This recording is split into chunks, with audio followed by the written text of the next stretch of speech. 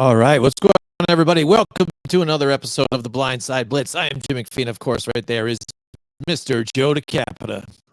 What's going on, Blitz Nation? Welcome back for another edition of your very own Blindside Blitz. And we are brought to you by grumblingsmedia.com. If you would like to, head right over there to the website. Check out, there's articles there. There's other podcasts there that are sports, entertainment, political, whatever your heart desires. Make sure you head over there and give that a check out. But we are growing like crazy, everybody on YouTube. Make sure you become part of the change here. We are at 3,700 subscribers to this date, and it's counting. And we want you guys to be part of it. We want you guys to help grow this channel of ours. Head over to Grumblings Media, hit that subscribe button for us, hit the thumbs up, just to let you know that you're there. And also, don't forget to share it and comment down below, because we are live. That's right, we're live. There's no editing in this film. We are live. We want you to drop a comment, whether it be about your frustrations up to this point in the NFL season, or if you might have a question, fantasy football question, whatever it is, we're here for you guys. And you can also take us on the go anywhere you get your podcasts. All right, yes, that's right, Joe. Another interesting weekend, and now we have only one undefeated team, and it is the Kansas City Chiefs. That's right. After, it was tight for a little bit, and then they started to pull away eventually. But the 49ers, they got a long road ahead of them with the struggles that they had with injuries, keeping their receivers healthy, and more than that even, too. A lot of people dropping like flies. And unfortunately, too, for the Tampa Bay Buccaneers, last night, too, in a loss, not only did you lose Mike Evans early on in the game, but then Chris Godwin right in garbage time. Like, it was terrible to see something like that too, because it was sad, because Joe Buck almost like jinxed the whole thing. He's like, listen, this is junk time. Why even trying right now? It's over. I understand the effort, but It's time to just pack up, stay healthy while you can, and leave. And right after that, Chris Godwin goes down. So now Tampa Bay is in a rough situation right now. Yeah, I get the whole mantra of never give up until it's triple zeros on the clock and all that. But the game was well in hand with Baltimore having sustained that win. And there's nothing that Tampa Bay could have done to turn that around at that point. So it was one of those crazy things where, meaningless end of game type of play. And now Chris Godwin is going to be done for the year. At least he's likely to be done for the year. And not only that, but you lose Mike Evans for at least probably 3 to 4 weeks due to his hamstring injury. It's going to take a month for that thing to heal, because it is a re-injury of his hamstring. It's not a new hamstring injury, which is usually 1 to 2 weeks. It's now going to extend to 3 to 4 weeks because it's just a re-injury of that hamstring. So unfortunately for Tampa Bay, they didn't lose their top option, but they also lost their second option. And now a lot of the young guys, or even a couple of veterans that are on that roster, and Sterling Shepard and rookie Jeremy McMillan, they're going to have to step up. And there is some chemistry between Baker Mayfield. It's growing with the rookie, but it still needs to get better, because we noticed a couple of back shoulder throws that he was trying to link up with the rookie and just wasn't working out. The rookie misread it, and they were off a little bit. So, but I look for Sterling Shepard to kind of take more of a prominent role, being that he has been the slot receiver for them for quite some time now, and now he's going to have to step up just like everybody else on that team. Going back to the Chiefs and 49ers now, who do you think is more to blame for that loss on that one here, with the way that offense was playing? Brock Purdy, multiple interceptions there. They did have injuries again. Debo went out of that game early. Ayuk injured in that game too as well. And the defense kind of kept them in it as far as they could again, but it just seemed like they were just worn out and not able to get pressure towards the end. But who do you really think is more to blame for that one? We know that we've heard now Kyle Shanahan, has been seen talking to Brock Purdy in the locker room afterwards, kind of scolding him or giving him a lecture here, and Brock Purdy just being quiet and listening and nodding his head and taking it. Hopefully he learns from it a little bit. But do you think Brock Purdy really just played poorly for them to lose this game, or do you think it was a combination of things? honestly, like it's a combination of everything. Like, I mean, Brock Purdy does deserve a lot of the blame for sure because he wasn't as efficient as he normally is. He just had one of those terrible games. Like there's one of these things where like you just no matter what you're trying to do, it's just not good enough, and you kind of like, one mistake compiles on another mistake, and it's just a bad game. So like for Brock Purdy, he's had a couple of these games before last year. So it's not like it's out of the realm of possibility for Purdy to like have another bad game. Now he could go next week and light it up and have 4 touchdown passes and over 300 passing yards, and everybody's going to forget about this. But it was just it's a bad game by the Niners, and quite honestly, like we're not going to make mistakes here, or we're not going to make up excuses here. But the other part of it is that they're not running at full idle here. Like Debo's out with an illness. That was a critical blow. Also, Brandon Ayuk now is done for the year. Like it's not just an injury he sustained. He's done. So now somebody else has to step up. Now we've seen Juwan Jennings step up, so look for him to kind of take more of a prominent role. Also, rookie Ricky Parasol started to get into the mix in that game. Look for him to continue that and build upon that. I just think it's one of those things where like Brock Purdy had a bad game. And obviously, you can't have a bad game when you're playing the Chiefs because they seem to, no matter what, whether it be they make mistakes by turning the ball over, somehow, some way, they figure a way to win. And their winning is very unconventional. Like we're used to seeing the Chiefs just flat out just outplay the other team, and it's different this year. This year, they're making mistakes every single week, but somehow they're winning games. They're the only team now that's undefeated.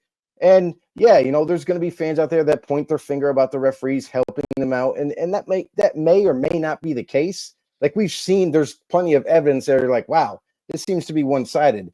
And it seems like that every week for the Chiefs. But in the end, they're still getting W's, even though Patrick Mahomes is having the worst season of his career. Like even in this game, he only threw for 154 yards. He threw 2 interceptions, not 1, but 2, and no touchdown passes.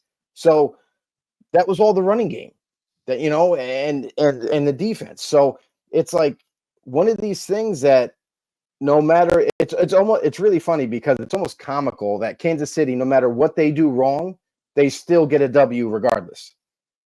Yeah, absolutely. And it's funny is when you talk about Patrick Mahomes not playing well at all, you're not hearing anything about it on any of the talk shows at all, really. You know what I mean? You're talking about some of these other teams, that are playing well, like the Detroit Lions. We get that stuff like that.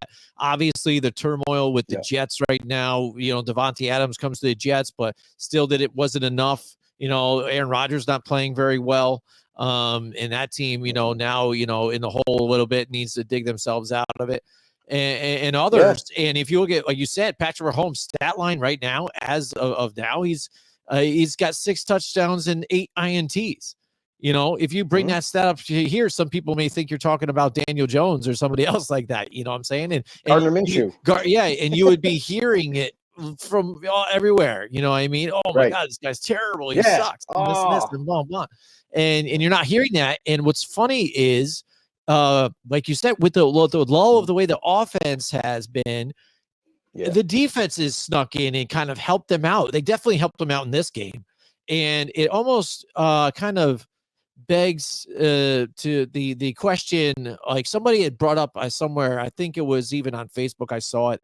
I don't know if it was a meme or something, somebody that set up there though, but said, if the Chiefs didn't get Spagnuolo as a defensive coordinator, would they have won those championships even? Because they really, their franchise took a turn for the better once he got there. It wasn't just Andy Reid. It was Steve Spagnuolo too, as well. And look what that defense has done deep in the playoffs and in some of the Super Bowls that they've been in. And right now to hold them to this undefeated streak, really. All right, so let's talk about the some things that people are talking about right now with the Pittsburgh Steelers. They played Sunday night against the Jets, and that game was up and down. Didn't look very good for Russell Wilson coming out of the gate, but a lot of people were, the fans were really upset too. Joe, we got to hear the boos out there and things like that, and Russell Wilson throwing a bunch short in the dirt, a little bit off here and there, but knocked the rust off a little bit, then he started to get his It's rhythm. to be expected. Right. The fans right. the fans are the worst, and it's not just Steeler fans, it's every fan base. They're the worst critics of all because this guy hasn't played football since December last season. You expect this guy to come in and just kind of just go back to what he was back in Seattle? It's not going to happen. So like he needed to get kind of like back into the rhythm of things, and with this new team that he is quarterbacking, and it took a little bit. Yeah, it definitely did. But luckily, here's the thing, is that Pittsburgh has always been running the football really well this year, and that kind of alleviated that for Russell Wilson to where when it came time to crunch time, he just had an amazing second half of that game. He took over. And it showed on the football field. Look at that score at the end, 37 points. When's the last time the Steelers had 37 points on offense? Just offense. Like, that was pretty impressive for them to kind of just – and we called it out, Jim. We've said this months and months ago before the season even came, and everybody's debating on who's starting for Pittsburgh. Is it going to be Justin Fields? Is it going to be Russell Wilson? Well, I'll tell you this right now. If Russell Wilson didn't have a calf strain before week one hit, it'd be Russell Wilson. Russell Wilson won that job hands-free without even playing in week one. It was just about his health. Listen, Russell Wilson would not have signed the dotted line with Pittsburgh if it meant that there was any chance he wasn't going to start. It's that simple. And why shouldn't he? We've seen him be successful in Denver down the stretch last year. And then here he is in Pittsburgh, and it's like, wow, he's got some decent weapons. You think of George Pickens, you think of Pat Freiermuth, and you're like, he's got something here where he has a running game, this up-and-coming offensive line starting to be put together, and sky's the limit for Pittsburgh now. Now you see what the difference is between Russell Wilson and Justin Fields. It's great that you won with Justin Fields when you could, but look at the strength of your schedule. The beginning of the year was an easy walkthrough. You should have won those games. And Fields, when it came to crunch time, especially against the Colts, he had to throw the ball to come back and win. Couldn't do it. Was misconnecting, overthrowing. Now you insert Russell Wilson, who can make all the throws, who's going to be the consummate veteran that he is, poised, and still rock out every single week. This is just a stepping stone of what this team and this offense is capable of. With Russell Wilson at the helm, we're telling you right now that he is the guy, and I cannot imagine in any scenario other than injury, Russell Wilson giving that up now. Right. And like you said, you don't remember somebody throwing, or getting, 30 something plus points, in a while for Pittsburgh. And really, he set a milestone for the first quarterback to make their debut for the Pittsburgh Steelers to put up 30 plus points. So now he's already on that first start in, making a milestone with the Pittsburgh Steelers. And you bring up the valid point. And this is what some people don't get. And some people are kind of bringing it up, but almost like, yeah, but because he was mentioned, he was named the starter, like legit. And some people think that it's just, well, they got him first, so he has to be the starter. If you never traded for Russell Wilson, or if you never got Russell Wilson here and you never went and got Justin Fields, you just got Justin Fields. You wouldn't go and try and get a Russell Wilson afterwards. Well, maybe you might not have, but you already got Russell Wilson. And when you were in training camp, he beat him out. They said, they're going to weigh it out. Yes, Russell Wilson did get paid. I get that or whatever, but he took a pay cut from what he was making at Denver. Oh, he's not making anything. I mean? So no, he's not. He's not making anything Pittsburgh right anyway. now. So he's playing with a chip on his shoulder. He's got something to prove here. He's trying to get healthy. and he's a veteran. Like, he's something that Justin Fields really is not, and you saw it there, and you saw it in the production of George Pickens. Pickens was getting frustrated. He hasn't had like 100-yard game since what was it, week 4, 5, something like that.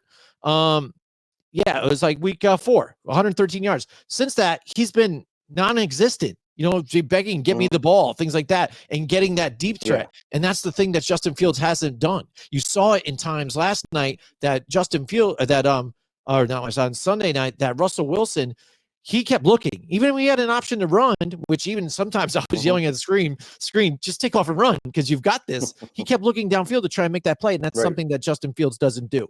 He tucks it in and goes for the run and doesn't want to make those throws, and that's the difference. It holds the offense back. He's not throwing that moon ball that Russell Wilson would throw. I mean, honestly, for Fields, it's because he can't make that throw. It's not because he doesn't want to. It's because he can't. He's already proven it time and time again. Why do you think when Fields is in the pocket, he has all the time in the world to throw the ball? He's looking. Then he starts to panic and just takes off and run because he only looks for like maybe one receiver, maybe two. And if it's not there and there's no check down, he's going to take off because he's not patient. He's not poised. He can't make all the throws. He's proven this in Chicago. He did the same exact thing with the Chicago Bears, where he would hold on to the ball until the very end, where he just couldn't stay in the pocket anymore and took off and ran. And granted, he had amazing runs as a quarterback. He brought the Bears back to win a couple of games that way. But when it comes down to crunch time, when you're facing a better defense or you're down by a couple of scores, you need to throw the ball to get back into the game. He's just simply not the guy. He's already proven that. And I get for a lot of the Steeler fans out there that are still pro Fields, no matter what you say, they're like, well, he got us to 4-2. Okay.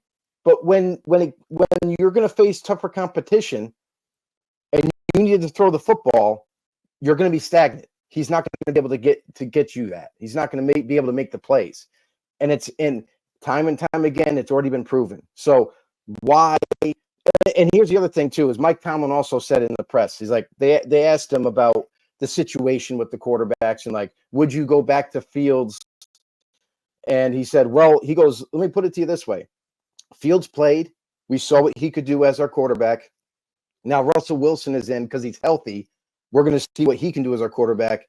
If I make another quarterback change back to Fields, that's it. It's a permanent decision. So with that statement, that already tells you everything you need to know. From day one, they wanted Russell Wilson to be the starter. Obviously, he wasn't healthy enough. So now that he's the starter going forward. If they do make a decision, it'll be a permanent change. So they wanted Russell Wilson to be the starter. He is now. And in the one game, he was way more productive than Fields was in the last several. Right. And I agree. And you could see it. You can see it in the numbers. If you look at passing yards on offense here, 409 yards. Again, they haven't had that since week 4 again when they play the Indianapolis Colts. And it was in a shootout type of game where they're trying to get back into that game. So, of course, you're going to get some of that chunk garbage yardage here to get it there. And like you said, they beat the Falcons, the Broncos early on when the Broncos were still trying to figure things out. The Chargers, again, they're struggling right now on top of it. And the Dallas Cowboys was the other team that they lost to, but beat your Vegas Raiders too. So again, not a whole lot of competition. And you'll see coming up against some of these tough ones here after their bye week, because they've got to walk in the park here, staying in New York here, and they get to play the Giants. It should be okay for them there. But then they got the Commanders. I don't know. We'll see. Oh, they got the Commanders, the Ravens, the Bengals coming up. So they've got a tough road, coming up after the bye. So it'd be tough for them there. And like you said, when it comes down to it, if you've got Justin Fields there or Russell Wilson, give me Russell Wilson any day on that one. All right, we've got first comment here from Grumblings Media. Holy smokes, here in the house with us. Whoa, the mothership. Yeah, with that. The mothership has landed with us. All right, here we That's go. right. It's a big comment here. Let's see if I can Oh, not screw wow. this up, Joe. All right, that Steelers D got them to 4-2. In Fields' defense, he didn't screw it up for them. However, Russell Wilson's got the experience pedigree, and he's been humbled after letting his ego get the better of him. People sometimes need to get knocked down, and how they respond it will determine their future. Wilson, for at least one game, has responded, and if he continues this, the Ravens Steelers matchup will be one to watch. Yeah, I think Yeah. so too. And that's the thing. It's like you're talking about his first game back from injury too, on top of it. And so he's gonna be a little rusty. Missed a couple of throws, and plus missing time with these guys, getting on the same timing with the receivers. I mean, that's gonna happen. So he does, I think, have an edge on his shoulder, or a chip on his shoulders. And sort of like what Will says here, I think he did kind of get a bigger head. You saw it there with Seattle. I think you saw it with the second Super Bowl when they showed up. When you're seeing camera clips of them rolling in with the limo and stuff like that. At the second Super Bowl, and on the first one they were like, "Hey, why not us? Here we are. We're the underdogs. Nobody knows us." And then the next one, he's riding along, low riding. Here we go. Show me the money. Here I am. I'm Russell Wilson. So I think knocking him down a peg a little bit here has helped a little bit to an extent. But I think also, like you said, he's got something to prove here. It's only the first week. Next week, he should get better. It's a good game against the Giants. You said it could be close. Who knows? The Giants are up and down. I thought the Giants would give the Eagles a little tougher of a out Matchup, than they did than last week. It was brutal to watch on that one. But Russell Wilson, I think he deserves it. And then again, I don't think you wreck any kind of learning curve that like Justin Fields was having or something like that. Because we've talked about it. We talked about it with Aiden O'Connell. You've got him in there as a starter. See what you've got. Let's get him going. And then, don't mess it up. You know what I mean? Let's see what you got. But Justin Fields, we've seen it before. We've seen the up and downs. We saw him with Chicago. He was here as just, extra just in case. Why not? It was worth taking a shot. And so if you don't have Russell Wilson going forward for the next couple of seasons after this, after his contract, or whether he signs an extension or not, you can still win with Justin Fields, and then he could be your bridge quarterback to the next. Well, that's the thing too, though, is like Justin Fields is only going to take you so far. Like, no, Justin Fields didn't screw up those games. No, he didn't screw it up, but that's not what you want. Because the defense really impacted those games, and they still do. Like, that defense is really good. So anybody on offense that's struggling, they're going to be able to stay in the game longer and get a few more opportunities that way. But for Fields, he's not going to win you games. Like, he was able to run his way through the Raiders. Like, that's really most of that game was just him running. Like, he very rarely was throwing the football. And likewise with all the other games, he wasn't throwing dimes all over the football field to get them to get those wins. So, like, for me, he can only do so much. But when it comes time to do that little bit of extra and make all those throws and be concise and precise with them, he just can't do that. Like, he's already proven that in his career as a quarterback. So Russell Wilson, this is his time to shine as a Pittsburgh Steeler. And I get it. The ego thing was there for Russell Wilson. But you know what? You're going to get an ego when you have a lot of success in the NFL. It's just natural. Like, it's just going to happen. So, like, it's good. He has confidence. It's good he has a little bit of an ego, because you need that at this level. And just for the fact of bringing him down a peg, like, I think there's no such thing as bringing him down a peg. I think, listen, he was successful in Denver. They just jettisoned him out. Like, it was, I don't know the real reason why. Like, was it contract? Was it just Sean Payton and him? We saw that on the sidelines where there's a little bit of a rift, and he just disregarded him, wanted him out. So now here he is in Pittsburgh. He signed a 1-year deal, everybody. Like, this is not a long-term answer for Pittsburgh. Pittsburgh was rolling the dice on Russell Wilson, and they pulled the trade-off to get Fields just in case of an insurance policy. So for the future, that's going to be the interesting part for this whole situation, is after this year, no matter whether they be successful or not successful, Does Russell Wilson sign an extension after this? Does he look to go into free agency to maybe perhaps pursue a different team? And if so, are the Steelers really comfortable with giving a longer term deal to Justin Fields? Because that's right there. You already have seen now. Obviously, Russell Wilson has to compile more success down the season so we can get more of a spectrum of what he's capable of with this team. But that all being said, what's Pittsburgh going to do at the end of the year? Because Russell Wilson is not young. Fields is. Yeah. Yep. Russell Wilson is a guy that can make all the throws and help you win games. Fields is a different type of quarterback. He's more of a running guy than he is a passer, but he is younger. So that's going to be the interesting part, because I feel like Russell Wilson will be successful as we go through the season, and then it's going to make the decision way tougher.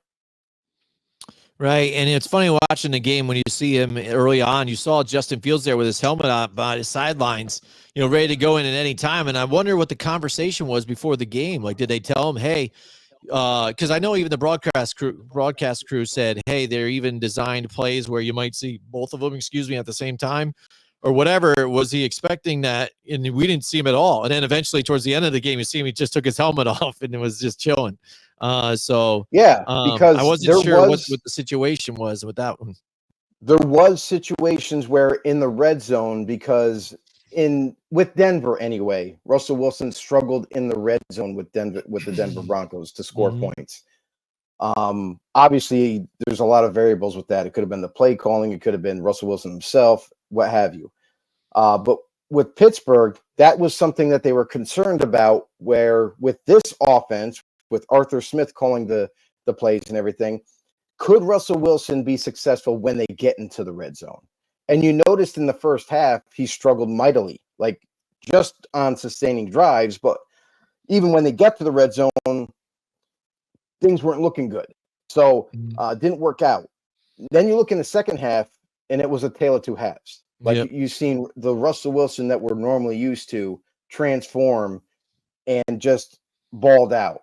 Where that conversation was had with the team and Fields, and they're like, well, we might bring you in the red zone, so that way you're a little bit different guy. You're a faster runner, and they might mix in some plays that way. But in the end, they didn't need him. Like Russell Wilson proved to Pittsburgh that, like, hey, no, we're good. I can score in the red zone. We're fine. And then that's why Fields was still standing there, waiting for another shot. But so far, maybe they do install that in the offense, at a later date, maybe depending on the team that they're facing, to trick some defenses and whatnot. But they didn't need it the last game. All right, seeing that the trade deadline is looming, it's coming around, so we're going to be hearing things. Who knows? News might break tonight. While we're live here on the Blindside Blitz. Stuff. So yeah, so there's definitely a lot of rumors coming around. So one we wanted to touch on quick is rumors that now the Rams may trade Cooper Kupp before the deadline, and that they're talking to some teams right now, reaching out to see what's the line look here for a Cooper Kupp out there. What's the value? The Rams. Now this is the Rams. The Rams have reached out to multiple teams, as the report has stated, and they are asking for a second-round pick for Cooper Kupp. They are looking to move him and his immense contract. That is the sticking point. The Rams, however, have said that they are willing to take on some of the contract. We don't know the number value of that, but at least they're willing to take on some of that contract to kind of alleviate the pressure to whatever team, if in fact he does get traded. But they're looking for a second-round pick, not a conditional, not anything stupid like that. They're looking for a stone-cold second-round pick. He is 29 years old right now, and he is due a ton of money. So my thing is, here's the hard part of this, is if they even come close to a trade being consummated, this dude has not been the healthiest receiver, and he's just getting older every single year. Every single year seems like he's getting injured. He misses 4 games on average every year, and sometimes it's worse. Sometimes he misses half the season. So it's like it's a very difficult situation to trade him because there are plenty of teams that need receiver help right now. We all see it. Kansas City Chiefs have been one of them that's been kind of in every single conversation. But man, I gotta say, like, this dude, if I'm an organization that's, you're going all in, you're trying to win the Super Bowl this year, giving up that second round pick is peanuts. However, down the road, the money that you're going to have to pay him, and being 29 years old, and next year he'll be 30, he'll hit the century mark there. So, and the fact that he's injured so often, I don't know if I can give a second round pick for Cooper Kupp. I mean, to me, that's a hard sticking point. To me, it's going to have to be a third round pick, maybe even a fourth round pick, because of his injury history. So, I mean, for me, I get why the Rams are moving on from him, because if you look at their cap space right now, currently, they only have $2 million under the cap. So it's not like they're looking to clear some extra money, move on from an aging wide receiver. But I think this is going to be a hard sell. Now, that I think there's going to be plenty of teams interested, but who's going to actually bite and take the contract on along with Cooper Kupp's talents? Yeah, and that's the sticking point, Joe. It's like the dude's already he's always injured, right? So asking it too, I think, is astronomical. I don't think you're going to get that. Again, Devontae Adams is a guy that's never injured at all. You know what I mean? He just went for a 3 conditional.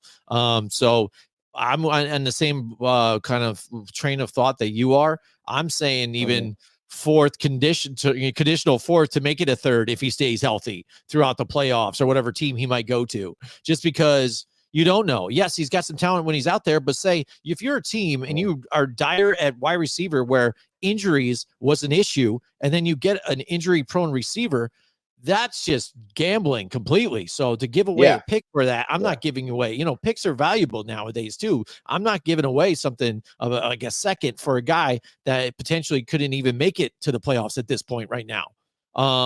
So that's very dangerous. They might want to shop him and stuff like that, but it's kind of really to unload that contract. And in March, I think if he's on the roster, he gets like a $7.5 million roster bonus. 5 of it's fully guaranteed.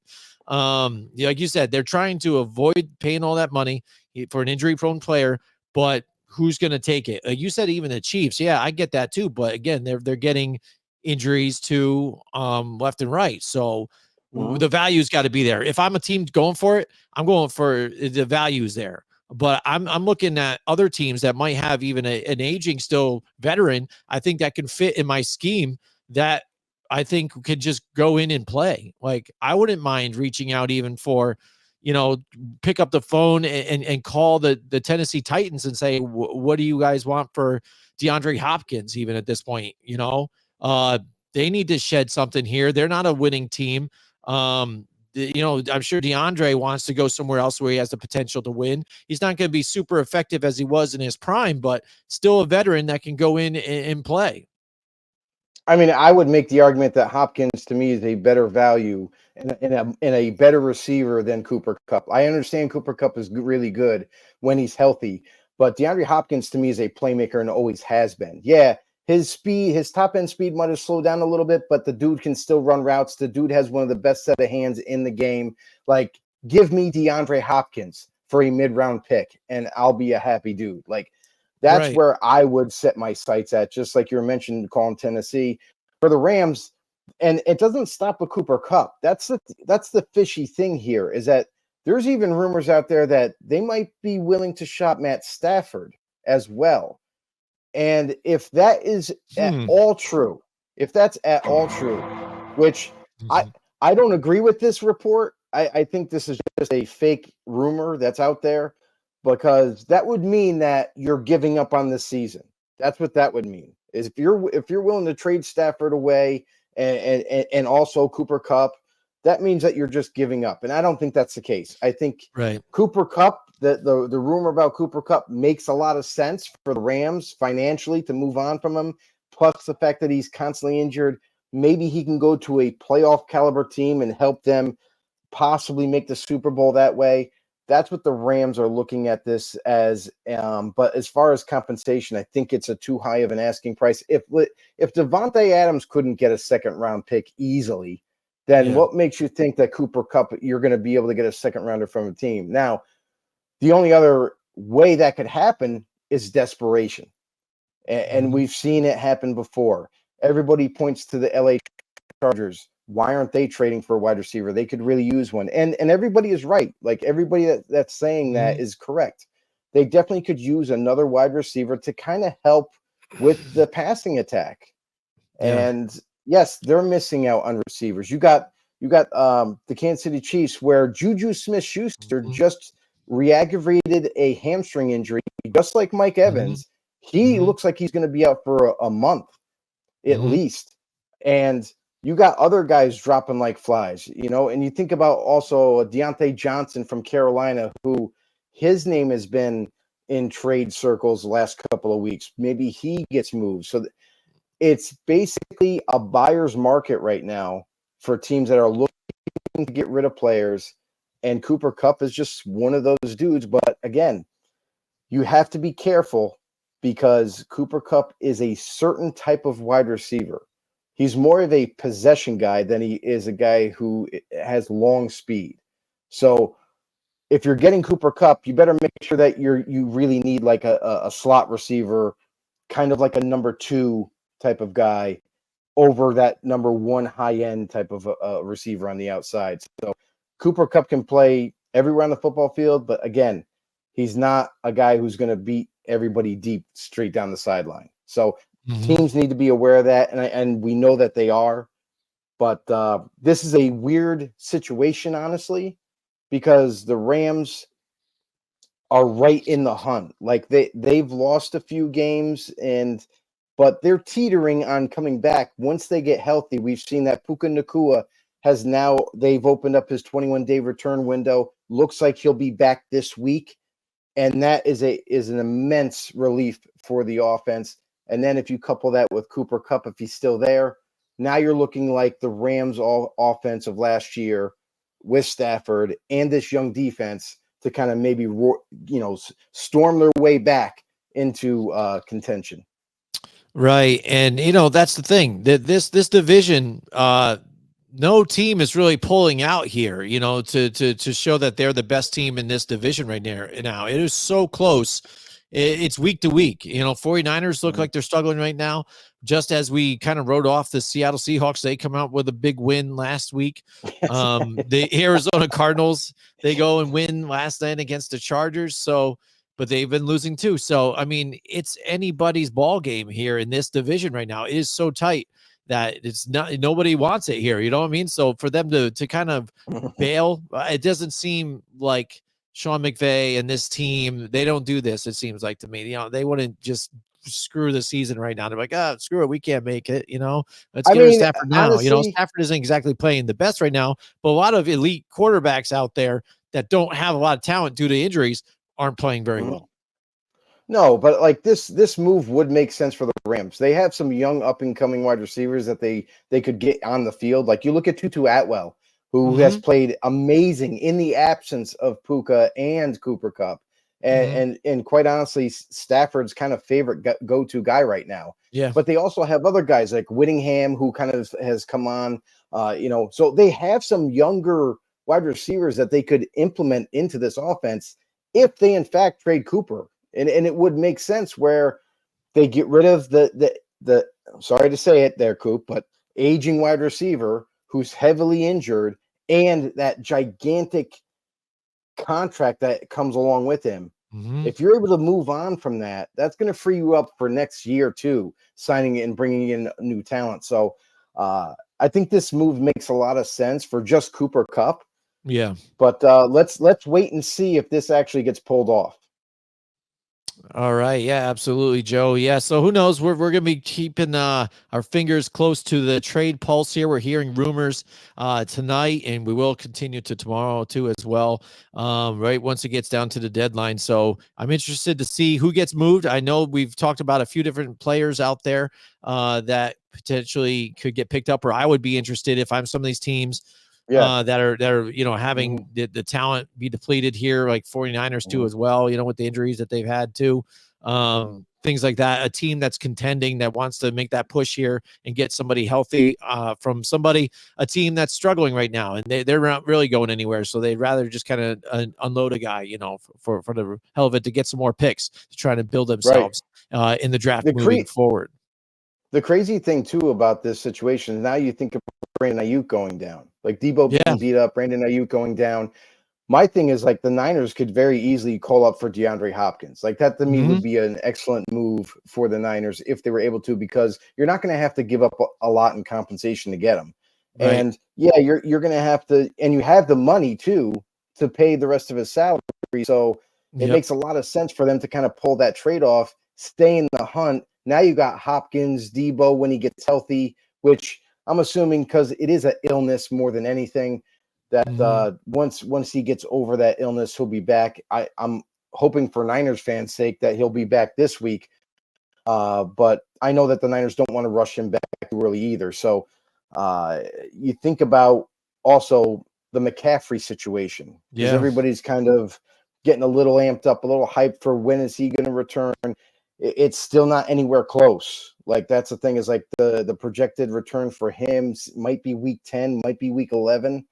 Possibly, but in the end, this team, once it gets healthy, we all know that this Niners team is going to be a difficult team to deal with. And right now, they're going through their bumps and bruises, just like other teams are. You think about the Saints right now, decimated by injuries. It's basically they've got backup players starting along the offense and defensive side of the ball. It's getting to the point where it's just almost comical at this point, how many injuries that they have. And even though they have injuries, there was a lot of speculation about Alvin Kamara being traded. Yeah. We saw that interaction with Sean Payton and him at the end of the game. Yeah. And somebody said that he said to come get him and that thing, for trade. But guess what? The Saints fans rejoice because he just signed a 2-year extension, $24.5 million. He is staying with the New Orleans Saints, not going anywhere, not getting traded. So there was speculation about that too. Along with Bryce Young being brought up as yet again a trade option for maybe a team that's interested. Now, we've heard this a couple times, but then from the organization standpoint, they're like, "Oh no, we're not interested in trading him. We're going to keep him." Watch out for Bryce Young possibly getting moved, because Dave Canellis, he's not tied to this guy. He didn't pick and draft this guy as his quarterback. So because of that, I'm not saying it might happen, but it's definitely possible where you could see Bryce Young maybe go to a new team. We've already seen, like, there's teams where quarterbacks are dropping like flies too. Yeah. So look at the Raiders are one of them. Aiden O'Connell breaks his hand, leaves the game. Now seems like he's going to miss the next 4 to 6 weeks with a broken thumb. By that time, it's going to be over. The Raiders bring in Desmond Ridder, of all quarterbacks out there. Oh, yeah. And from all sources are saying that he might even start this week against the Chiefs. Oh, boy. That'll be hilarious. But this is the kind of thing where, like, you think about Bryce Young.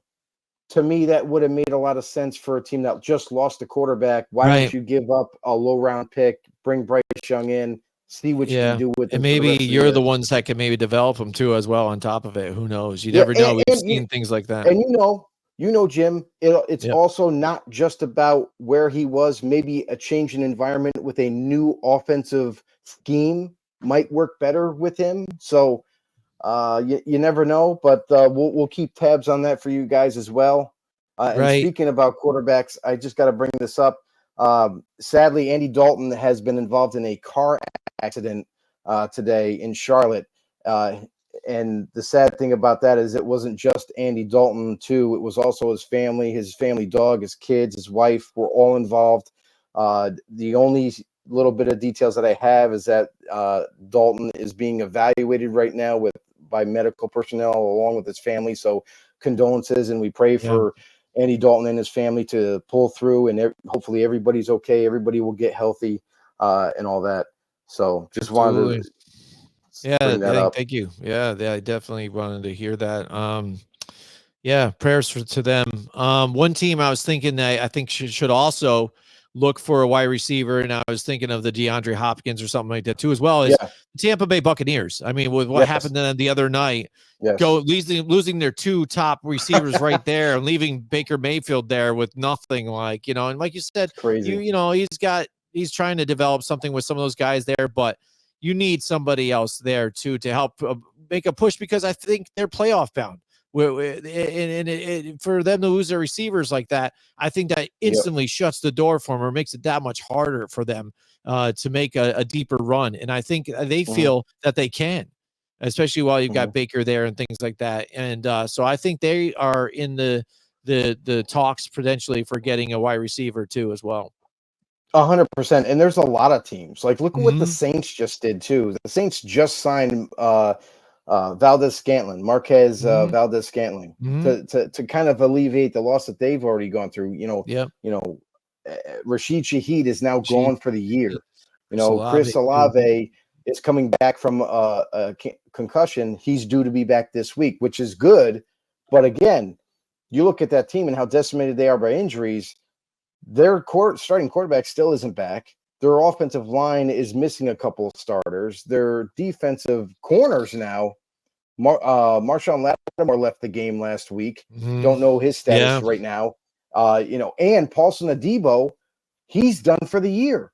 They just lost, Yeah. potentially, they lost both starting corners last week, along the other injuries that have been piling up and mounting up. So that team is in dire need of help. If they want to keep their divisional hopes alive, they're going to have to make some more moves other than just signing MVS.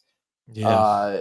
And there's a lot of teams that now have been influenced by this, by the injuries piling receivers. And you think about Hopkins possibly being on the move. I think it makes a lot of sense, even for the Titans, honestly. Like you mentioned, teams that are struggling, that have, weapons that could dispose of them, maybe get some compensation for the future draft and keep rebuilding that team.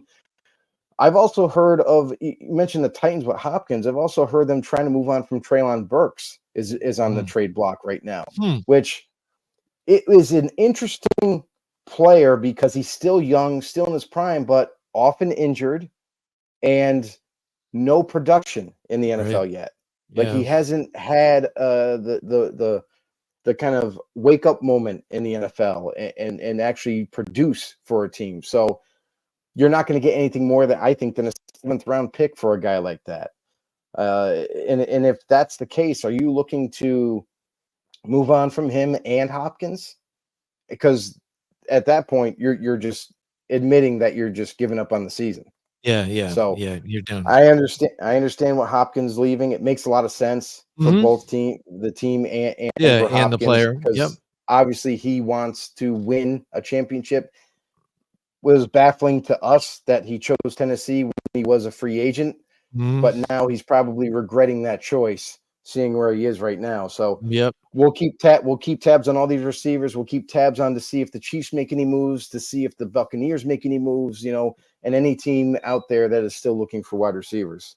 Yep. Out of the teams that made the trades here for the wide receivers last week, the Bills, right off the bat here, Amari Cooper's got a touchdown with them, and Devontae Adams Yep. didn't his first game here with the Jets wasn't so good. They were trying to get him the ball here and there, but turnovers again by Aaron Rodgers. I thought they were running the ball effectively too in that game too, and the defense was doing well to keep him in it, but turnovers kill you. That's the thing. Well, I mean, here's the thing: is for the first time, Jim. I don't know how you feel about this, but for the first time watching Aaron Rodgers play, I saw a glimpse of not the same Rodgers that I'm used to. I saw a glimpse of Rodgers making mistakes that he doesn't normally make. You know what I mean? Not connecting like he normally connects with his receivers. So, although that he made some plays look and executed them well, there was also points in the game where I'm just like, Rodgers is better than that, isn't he? Like, I don't Right. remember him missing those opportunities, and now I'm starting to see that little bit of faultiness in his game, and it makes me think like maybe Green Bay was right. Maybe Green Bay knew he was possibly descending a little bit and made the right decision to move on from him, knowing that they had Love in their back pocket. Yep. Now with the Jets, now with Devontae added to the Jets, Garrett Wilson on there, Tyler Conklin at tight end, Breece Hall, there's no reason to not put up points, especially on offense. Look at Devontae, his post-game interview. He even said that he was very disappointed and he's not in a good place mentally right now, and said that they have too many players to not put points on the board and be a better team. Yep. Yeah, and we understand some of it wasn't exactly his fault. That Garrett Wilson interception there, that should have been a catch. It hit him in the shoulder. You got to bring it in. He admits that. He admits that. But I think also body language, things like that, the way Aaron Rodgers has been carrying himself around lately, I think is different than normal. Like he's still his own Aaron Rodgers in a sense, but I think body language is a bit different too. What tells me everything seems something off, weird, like doom and gloom. What it seems like, and I could be wrong, but what it seems like is that I never thought I would say this about Rodgers. It seems like he's just there for the money. Like it just kind of seems like he's kind of going through the motions, is going to collect one big paycheck left before he retires, and then before he walks off in the sunset. I mean, when you have what the Jets have now on offense, and to be honest, if we go back to that Steeler game, the one thing that the Steelers did not have an answer for was Breece Hall. Every time Rodgers dumped the ball off to Breece Hall, he'd just have a one big chunk play after another. And I was surprised that they didn't stay with that game plan throughout the game because they just didn't have an answer for him. But they went away from it. They tried to throw the ball more down the field, and just things weren't working out. So I don't know, man. I think that the Jets, even though they added Devontae Adams, I thought that was a great move by the Jets. But I know it's one game. Maybe it'll be better next week. But just because you add one player doesn't solve all your issues. Right. And it just seems like to me, like you said, I want to go as far as saying he's just there to collect the paycheck and then, peace him out. I think he's older, he's tired, and I don't think he's engaged with the players. I mean, yes, he loves that Devontae's there, and now his eyes lit up for that, but when they're down, things like that, he's not being a leader to anybody. He's staying to himself. He's kind of just like, oh man, this is unbelievable. Not exactly putting blame on himself, not rallying the team, not, fiery. Like it seems like he's lost the fire that he once had, I think, for the game, and it's not there. I mean, you noticed there was a couple points in that game where he expressed big time frustration, was yelling at the receivers, was yelling at his line on the sidelines, and he just had it. Like, I feel like he's reached a point where he can't stand making mistakes because he's so used to being like back in the days of Green Bay. He's regimented on being perfection, just establishing perfection as an offense, not making stupid bonehead mistakes, not missing opportunities. But the Jets are doing exactly that every single week. So I don't question his fire. I think that's still there, but it's the frustration that has to deal with this team that is kind of like makes it a little bit different of a situation for Rodgers and how he perceives, these new players that are around him. Right. And then getting over penalties too, as well, which stall drives, which he's always had to keep fighting. When you're against all that all the time, and making it harder for you to score because of penalties, stuff like that. That is frustrating too and overcome. So, absolutely, but it's tough. So yeah, we're going to get to our picks in just a little bit. Once again, we appreciate you guys checking us out here. Make sure you leave some comments too. What do you guys think about some of the subjects we're talking about? If you have something you guys want to bring up too, you can always bring it up in your comments. We'll change topics depending on what you want to talk about it too as well.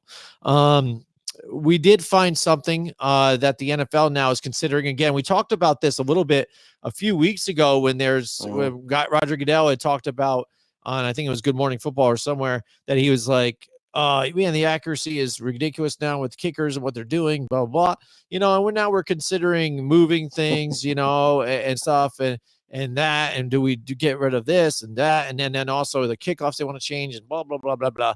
And so now the latest and greatest bonehead idea now is they want to consider narrowing the goalpost now due to the accuracy and stuff, which maybe they've got some kind of statistics somewhere that they're grinding that these guys are more accurate.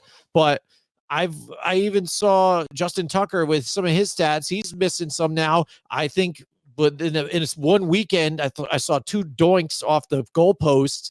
They're missing. Like, I don't think they're like lights out now all of a sudden. Like, I don't get where they're getting this from. Well, you'll look at what throughout the league, most kickers now are really good. Like, it's just that's what it is. Like, there's definitely a few teams that are still searching for that right. But how is that kicker, a problem? The guy that's more consistent. But here's the thing though, is that the NFL has always found a way to screw the game up. They just have. They keep changing rules here and there to like they look at what's happening right now. The kickoffs. Are you kidding me? This is not football. We're utilizing what the XFL did, and we put it into the NFL and saying, hey, let's try this out because it looks and seems like it's safer. It looks like it's going to save some guys from injury. It's the most ridiculous looking thing ever. When you watch college football, their kickoffs are back to that traditional way. It's more exciting to watch.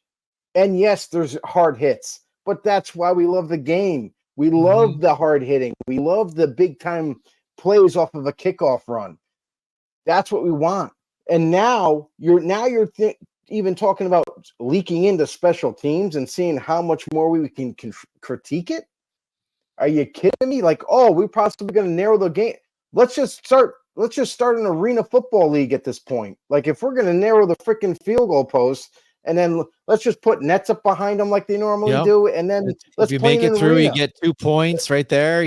Like this is it's getting absolutely ridiculous. The NFL constantly trying to change the game and trying to so-called make it safer, but now you're saying, well, the accuracy of kickers has somehow excelled exponentially. They don't miss much, and we need to challenge them even more. Just like you said, Jim, we've seen every single week this season across all of the games, there's always a missed field goal. There's a missed extra point. It still happens. So what are you talking about? Now you want to physically change the kicking game to challenge them even more. And if you do that, what I'm concerned about with is depending on how much you narrow those field goal posts, now you might see a huge increase in misses where it devalues the kicker. Yep. And now what's the point of spending big money on kickers? Because if they keep missing narrower field goals, what's the point of even having them now? Like, it's just for kickoffs? Like, so I think this is a dangerous idea for the NFL and something that will backfire immensely against them if they, in fact, go through with this. Right. I was thinking the same thing, too. A position that has been trying to find value on the team for so long.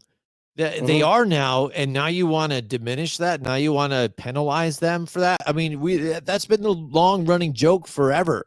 The kicker, he's out there every once in a while. He gets paid to kick. He misses it. I'm like, dude, you get paid to do one thing.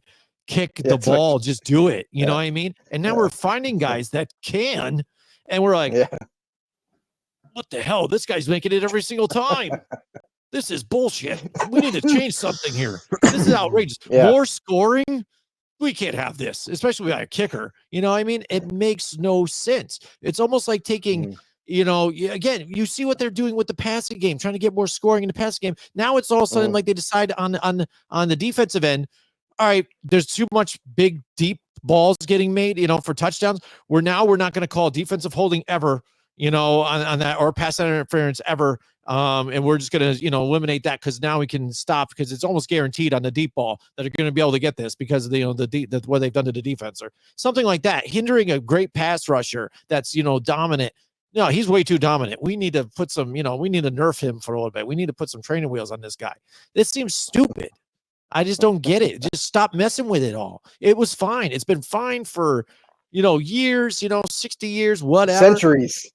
Come on, man. We've been playing it like this for so long. Let's just stop already. Why are you changing everything? Yeah, I just don't get it. It's ridiculous. I hope it doesn't go through. I hope they don't change this any further. And in fact, we have also known that they are even going to be looking back into the kickoff rule. They might even change that back, something similar to what it used to be before. Hopefully they do, because I'm sorry, it's not exciting to watch whenever there's a kickoff either. Right. And again, for me, like, I don't even want to see that. If their one thing they want to change now is say, hey, there's too many touchbacks, let's just move the ball even closer to midfield. That's just ridiculous. Because again, for me, I like the whole fact that you got this 100-yard field that you're supposed to be playing on opposite sides here. You've been winning a game for a while now or whatever. You just take the lead again. You kick the ball off to somebody and all of a sudden they potentially could take it right near the half mark again, to where you need to really basically win with 10 to 15 seconds left on the clock to almost know that you have no time for that other team to score. Because to where they're moving the positioning closer to midfield, to where at any given time, any given second, there's an opportunity, which I don't really like that whole fact. I like the fact that defenses play, they grind it out. You make a drive, you drive to get to the end zone from the opposite end. I just don't like how they move it closer to midfield. This is the point where the NFL and their so-called experiment just hasn't worked. And because of that, it's like you can't tell them any different. Like they don't want to be wrong. So in order to prove you wrong, they're like, well, we'll move the spot of the ball up farther to midfield if you don't kick it in this area and stop doing touchbacks, because we want kickoffs to happen. Or otherwise, you're going to get majorly penalized. We're going to give them the ball at the 50, the 45, the 40, wherever the case may be. But that to me is absolutely asinine. Then you're completely changing the field position game. And that's going to ruin, because you're going to have just a short field. You're basically going to end up with a arena football field length of a drive to score on kickoffs if they don't abide by your rules. Stop just screwing up. All your changes keep screwing up the NFL from what we loved about it before. Just stop doing stupid shit. Yep. All right. Joe, we've got a new Blitz Nation person in the house with us. What's going on? Fel K is out there. Says Aubrey's too good. There's a lot of good kickers out there, which we see, but then Aubrey also misses too. He missed not too long ago, 2 weeks ago, I think, in a game to lose the game for them. So they miss still. You know what I mean? Yeah, they do, but like Aubrey is him. Like he is he is the top dog, or if not one of the top dogs in the kicking game today. And there's a bunch of them, right? So it's for the teams that have really good kickers, they're perfectly fine with whatever you do. But like, my thing is you should stop, as the NFL should stop changing the game physically just because either for safety reasons or you just want to see what works a little bit better, whatever the case may be. It's getting to the point where you're trying to manipulate and change too many things, too many details in the game, and it's literally changing how we view the game. It's literally changing how it's coached, and it's not a good thing at all. The excitement and the expectation to me on kickoff is to see that kick boomed into the end zone and have that returner come flying out. And wherever he can get it, he can get it. Sometimes You might be lucky and you get that 90 to 100-yard return for a touchdown, and that's what makes the game exciting.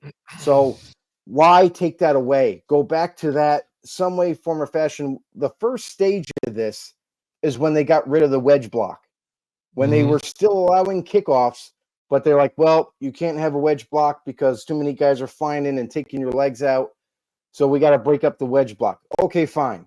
I was okay with that. I'm like, all right, whatever. But now you're changing how to kick off, and you're penalizing kickers for kicking it out the end zone.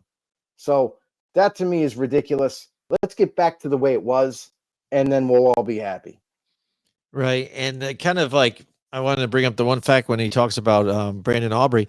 Where did the Dallas Cowboys find him from, though? You know what I mean? And this is the thing with the NFL. They want to expand. They want to say, let's go international. They want to say, let's have these guys have an open opportunity to become kickers or players in the NFL. He's a former soccer player. You know what I mean? Turned now NFL kicker. And this is what teams are doing. They're reaching out, trying to find these other types of players from other sports that fit the mold into the NFL.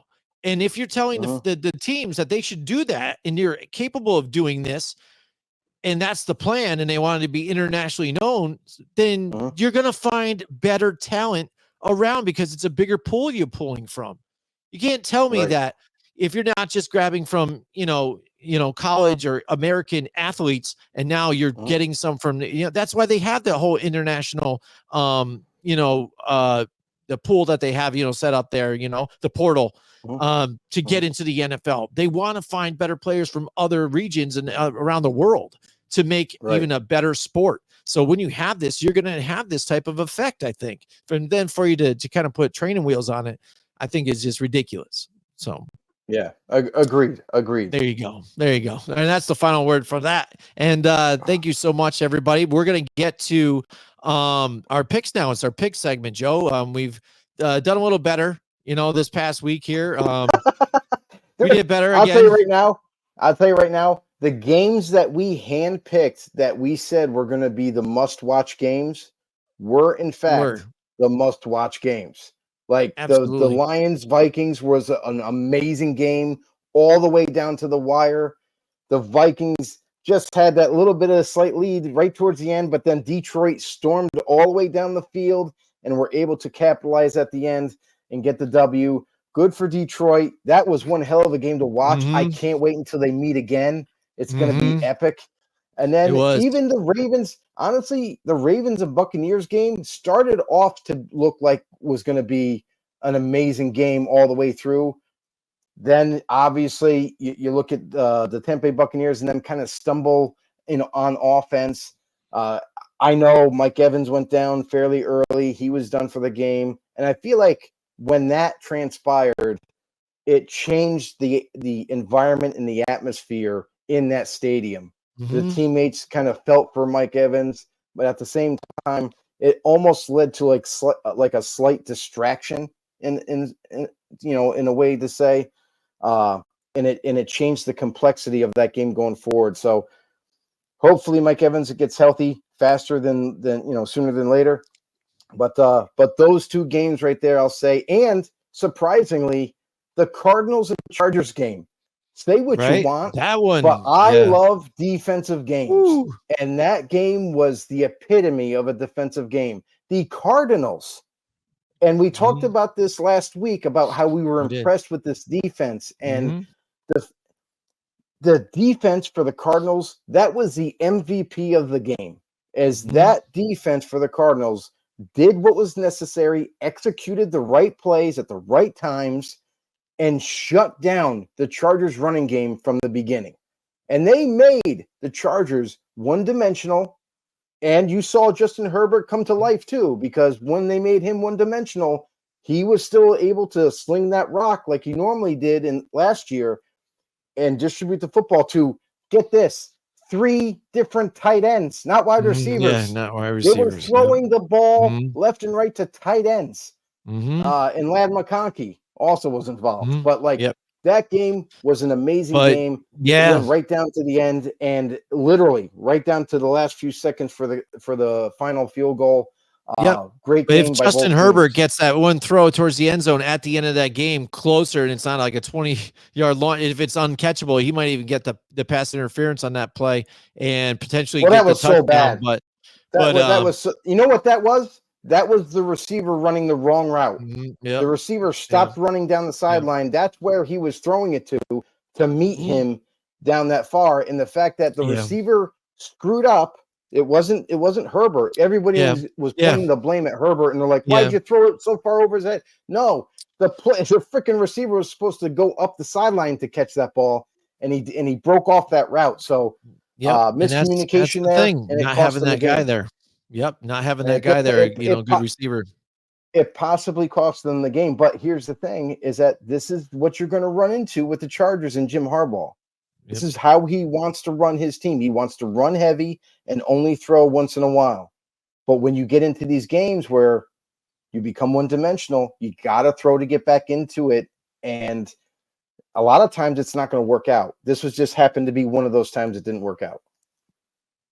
All right, so here we go, getting to the picks. This is our picks right now. We're coming back a little bit. It was a rough start at first, but we're in the plus side again now, so we're doing a lot better right now at this point. But got a couple games so far. Joe, let's get right into it. Thursday night, we've got the Minnesota Vikings and the Los Angeles Rams here. Vikings, I think, can bounce back after this win. The team's so good right now. The Rams, they're struggling again. Like I said, Matthew Stafford has more interceptions than touchdowns. They're dealing with their own problems here, potentially trading Cooper Kupp too on top of it. I don't think the Rams really have a home field advantage here, at SoFi. It's a beautiful stadium, but I think I'm going to say the Minnesota Vikings are upset about that last loss to the Detroit Lions. I think they're going to bounce back here and pull out the victory in LA.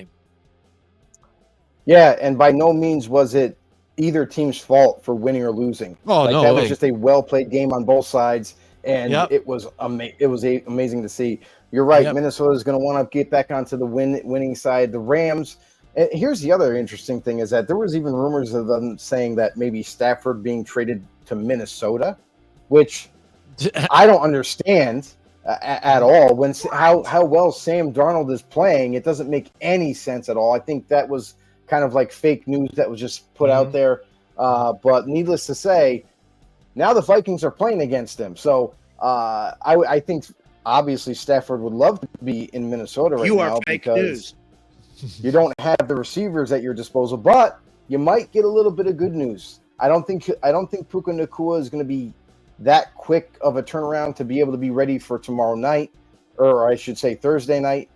But in the end, he'll be back the following week, but it's not going to be soon enough. I think the Rams are going to be okay.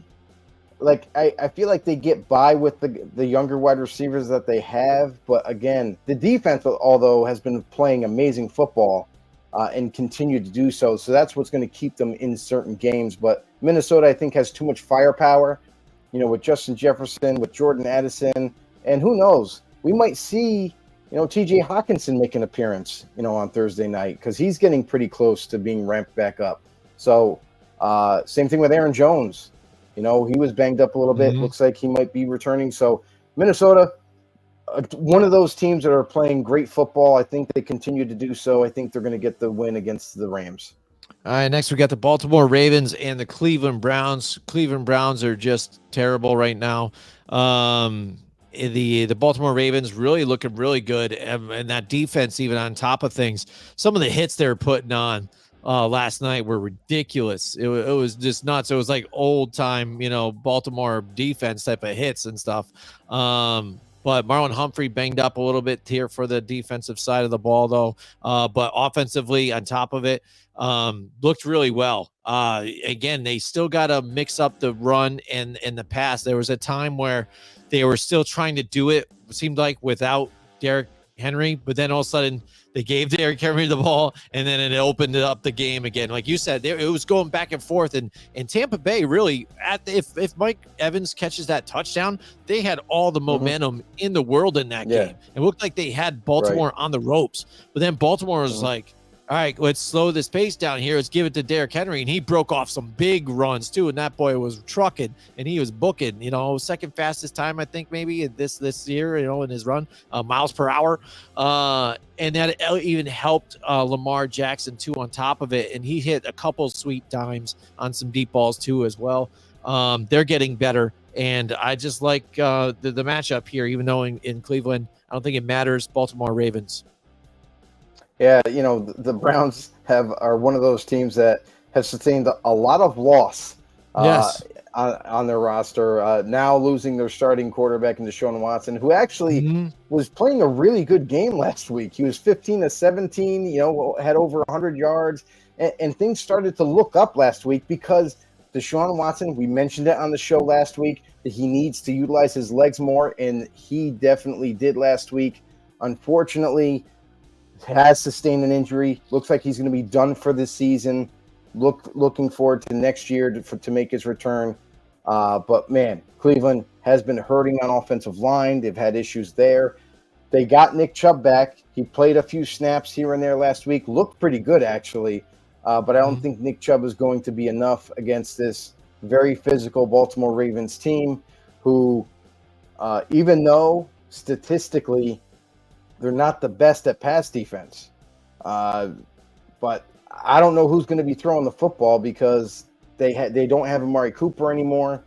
It seems like Jameis Winston is going to be getting the start, which is kind of like a surprising move to me because I thought that DTR, who filled in, the young running back of theirs, who was listed as the backup, played pretty well, being able to run with the football, distribute the football to David Njoku and company. And Cedric Tillman, I think it was Cedric Tillman, also had a big-time part in that game. So I guess it's Winston's show now. So we all know how that goes. And I think the Ravens are going to be licking their chops playing against Jameis Winston. So honestly, I don't think there's too much to say about how good the Ravens are. They're just going to flat out win this game.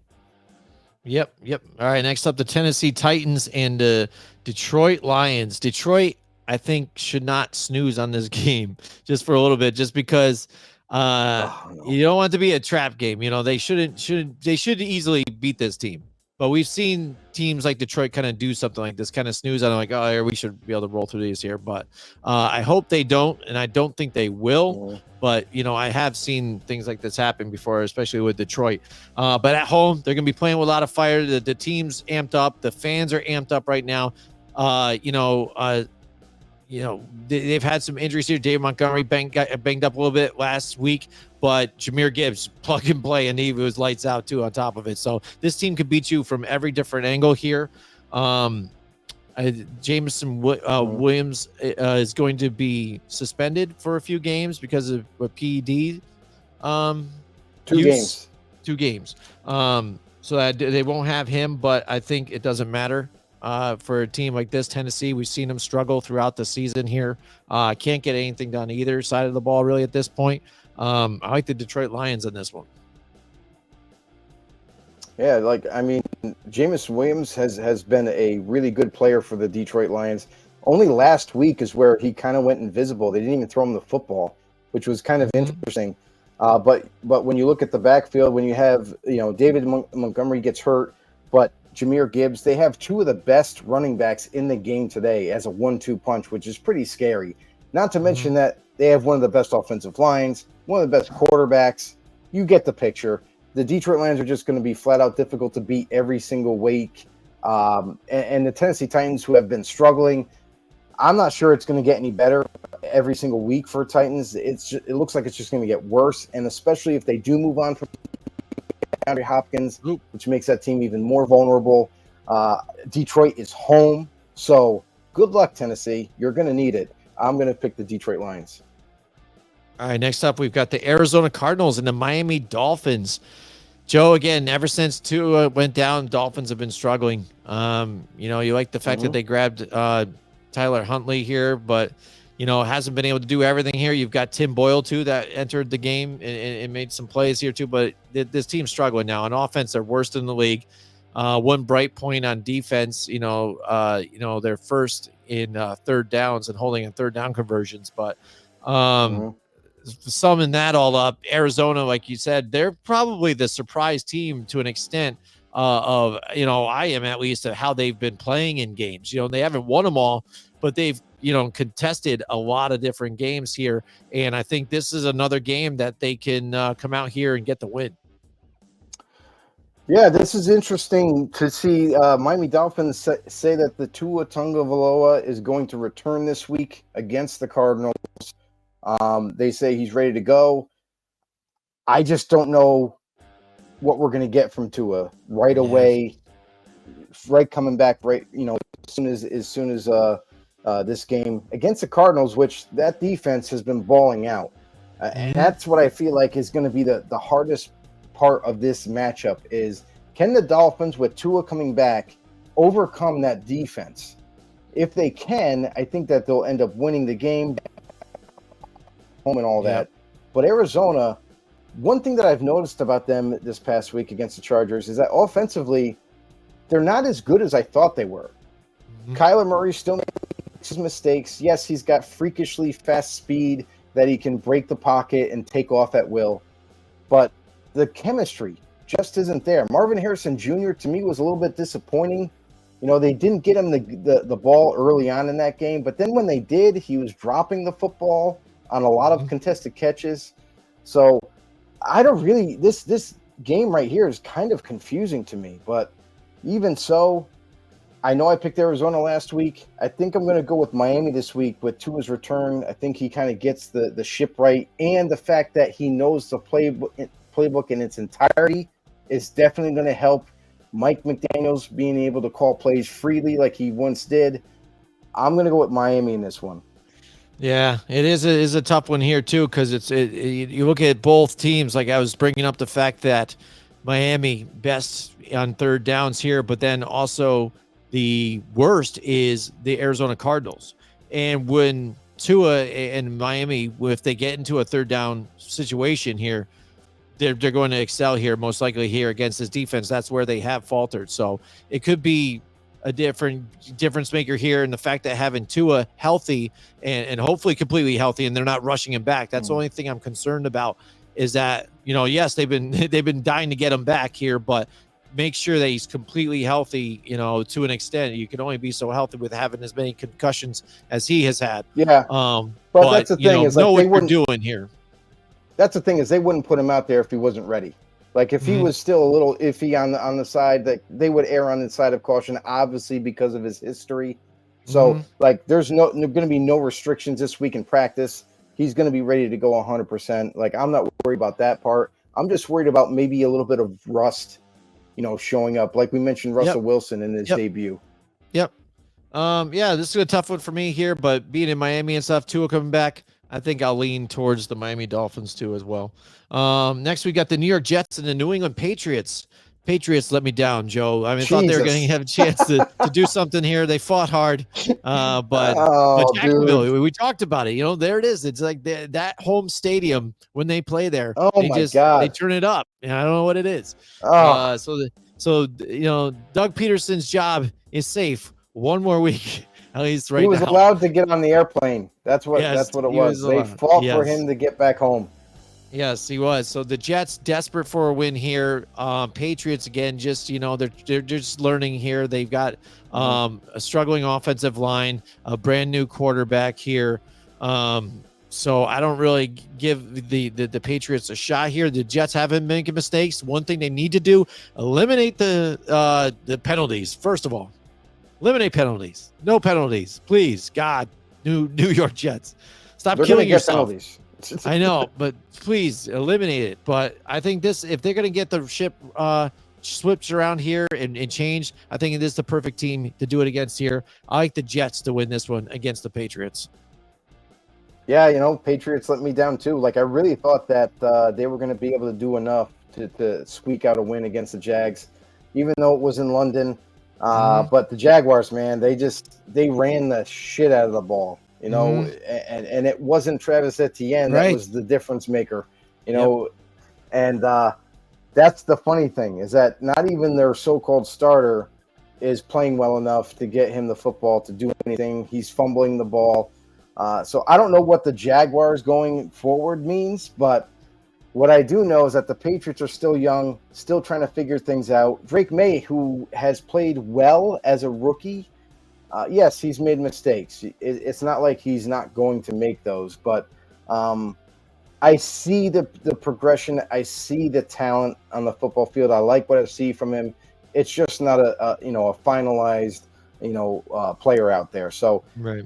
the Patriots, I think that honestly, with the way the Jets have been making mistakes and the penalties that they have, I definitely give the Patriots a shot to win this game because they are so close. This is a divisional game. They know each other well, and we've seen crazier things this year where I would not be shocked if the Patriots beat the Jets. Yeah. It would be laughable. Yeah, but it would be laughable. I don't anticipate it. I think that the Jets do win this game. They just have too much firepower. They have too good of a defense to lose this game. This is, Yes. like you said, this is a must-win game for the Jets. If the Jets struggle against the very young, rookie-driven Patriots, I got big questions. I got bigger questions about that team. So give me the Jets in this one. All right, next the Atlanta Falcons and the Tampa Bay Buccaneers. Joe, again, talk about another team that let us down. We talked about it last week again. The Atlanta Falcons, like, hey, you guys are coming off the bye. You had the greatest game with Kirk Cousins too prior to the week prior. Don't lay an egg in this one, and they laid an egg. They didn't look very good at all. Kirk Cousins getting pressured. Trying to throw a ball when the dude's laying right on you, basically gets the arm hit, like stuff you don't do. Dude. It was brutal.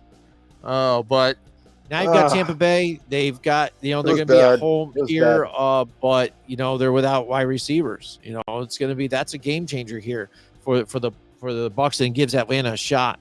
I say this can be a very close game. It's a divisional one, but seeing as though Tampa Bay lost its receivers, I think that tips the hat here to the Atlanta Falcons. It's got it at this point, but they got to right the ship here.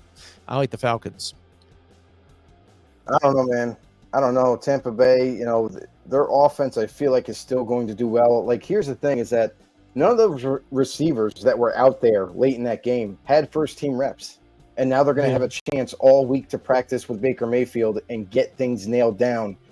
I honestly, I still think the Buccaneers are the team to beat in this matchup, especially being home again. Atlanta, obviously they know each other very well, but I don't have a lot of confidence in Atlanta right now. Last week is a week where I thought 100% they weren't going to lose that game against Seattle. I thought Atlanta was going to not romp them, but I feel like Atlanta would have easily won that matchup. Yep. But it didn't happen. In fact, it was they got counter opposite. They got destroyed in their own house. So I still like the Atlanta Falcons. I just don't know if I can buy them just yet because of the inconsistent play that they're displaying. Kirk Cousins to me looked like a shell of himself last week. He didn't look like himself. And that concerns me. And now you're going up against a division rival who, before the Chris Godwin and the Mike Evans injuries, were one of the hottest offenses in the NFL. I understand they lost those two players, or key players. I get all that.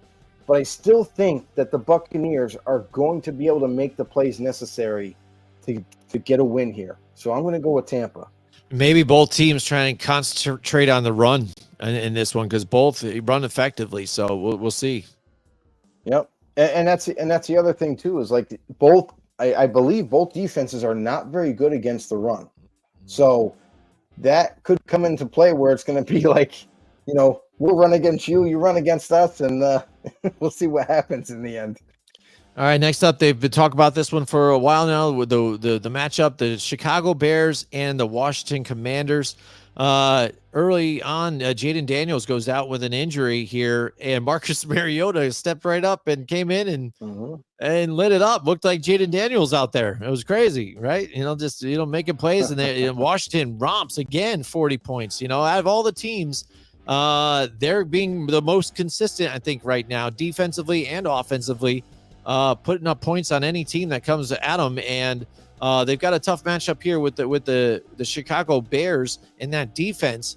But with Chicago, again, I'm not sold on their offense completely too. Yes, they're high on what wins that they had last time, but like we talked about it last time when we before their bye about Caleb Williams saying we've beat some good teams, stuff like that. They really haven't beat a lot of great teams right now. No. So I'm not really excited about them in the trajectory that they're going in. I still think they're like an in the middle of the road type of team. So going against Washington, it's going to be tough here. Now, if Jaden Daniels completely healthy, I'm definitely going Washington. But even with Mariota in there, the way they're being coached and playing, though, I think they still got the upper side in this one. Joe, what do you think? Yeah, I mean, you know what I think. I think Chicago's offense sucks. I think Caleb Williams is overhyped. I think that you're going to start to see him decline and not have the success that he's had the last couple of weeks because they're going into a tougher part of their schedule. You know what I mean? So, and that's the thing is they've had a pretty easy schedule in the beginning where they pulled off some wins and you're like, okay, yeah, they got the win, but they really weren't impressive offensively. They had the last couple of weeks, they've been impressive. Caleb Williams has done a good job, but I think now that you're going to start facing stiffer competition, I think this is where the kind of the ideology of Caleb Williams and the success of the Bears kind of changes here. I like Washington a lot. I liked them before the season started. The only thing is that they got off to a very slow start because they were trying to almost have training wheels on Jaden Daniels, kept a very limited playbook, didn't want to risk him throwing the ball down the field. But now after they took those away and opened it all up, now you're seeing, oh yeah, he can sling the rock as a rookie. He can make all the throws. We have a lot more confidence in him. Let's just let him play. And you're reaping the benefits from it. So Jaden Daniels left the game last week due to an oblique injury. He came back shortly after, kind of gave a thumbs up to the crowd when he came out, says he's good.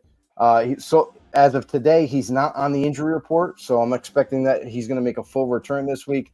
And even if he didn't, I have faith in Marcus Mariota, especially in this offense with Cliff Kingsbury calling the play calls.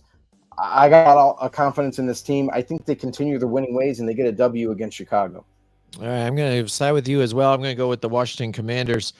Green Bay Packers and the Jacksonville Jaguars. Jacksonville returns to their real home in Jacksonville, where they're going to lay an egg and suck again. And here they go against the Green Bay Packers in a tough matchup last week. We said that one was going to be a nail biter too, and a tough game between the Houston Texans and stuff. And whoa, boy, it was.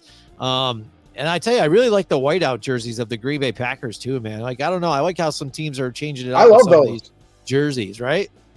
I really did. Nice those are probably my favorite Packer jerseys yet. Like, I really thought they looked amazing. Yeah, they're very sharp. Yeah, Green Bay getting their stride now. Jordan Love playing really well. I think, again, Jacksonville, even though they won, they're coming back home. I don't think they have enough firepower here against this team. I like the Green Bay Packers in this one. You don't think the Jaguars have enough firepower, Jim? Like, they really ramped it up last week, had 36 points. Like, how could you doubt this team? It's been an up and hill. It's been a roller coaster ride with the Jaguars. We still cannot figure out what their identity is, who they are, what they're doing every week. Most of the time they disappoint instead of making fans happy in Jacksonville. And honestly, like, this team is in disarray. They don't have an identity. The offense is putrid, and then you have games like you did in London. Like, I understand it was the Patriots, but come on, man! Like, all of a sudden you figured out how to put up 30+ points on the board. Like, it just doesn't make any sense. So against this matchup, this is where they're going to face a very tough team that is red hot right now. Offensively, defensively, they're one of the best defenses in football right now. It's an uphill battle for Jacksonville. I got Green Bay all day long, and how could you pick otherwise? Yeah, it makes me wonder about preparation. Maybe have to look back at some of their road games and other games that they have and see where they played and what they put up, because it seems like maybe that they were able to stay in London longer, stick around and prepare for the Patriots to roll into town. They're a little more prepared coming into this game, and maybe that's what it is on some of it. as far as some other games, if they're traveling to do whatever, maybe Doug Peterson's Mhm. really loose with all that. And they're like, hey, guys, take this off, and then we'll come back for practice or whatever. I don't know, because it just, yeah, like you said, it's mind-boggling with this team. Hey guys, here, just take the whole week off. Show up on Sunday morning. Yeah, right. That's right. You guys won. Here you go. Yeah, take the week off. Indianapolis Colts and the Houston Texans here. Colts edge out a win, barely here, but Houston again losing barely by 2 points here against Green Bay. It was a tough game here, matchup here. They return home. Yeah. I think Houston turns it on again. Indianapolis tries to keep it close early on, but I see like a 22-12 game, I think, in this one, maybe. Houston Texans. Yeah, I mean, this is one of those other ones where, listen, we've seen Anthony Richardson struggle from time in and time out. Every time he's in there, this offense is disappointing. It drops way off in terms of production. They can't put points on the board, and it's him. It is just him. We've seen Joe Flacco, when he comes in, they're scoring 20 or more points every week while he's in there at quarterback. All of a sudden, you put Richardson back in, dud. They barely scored 16 points.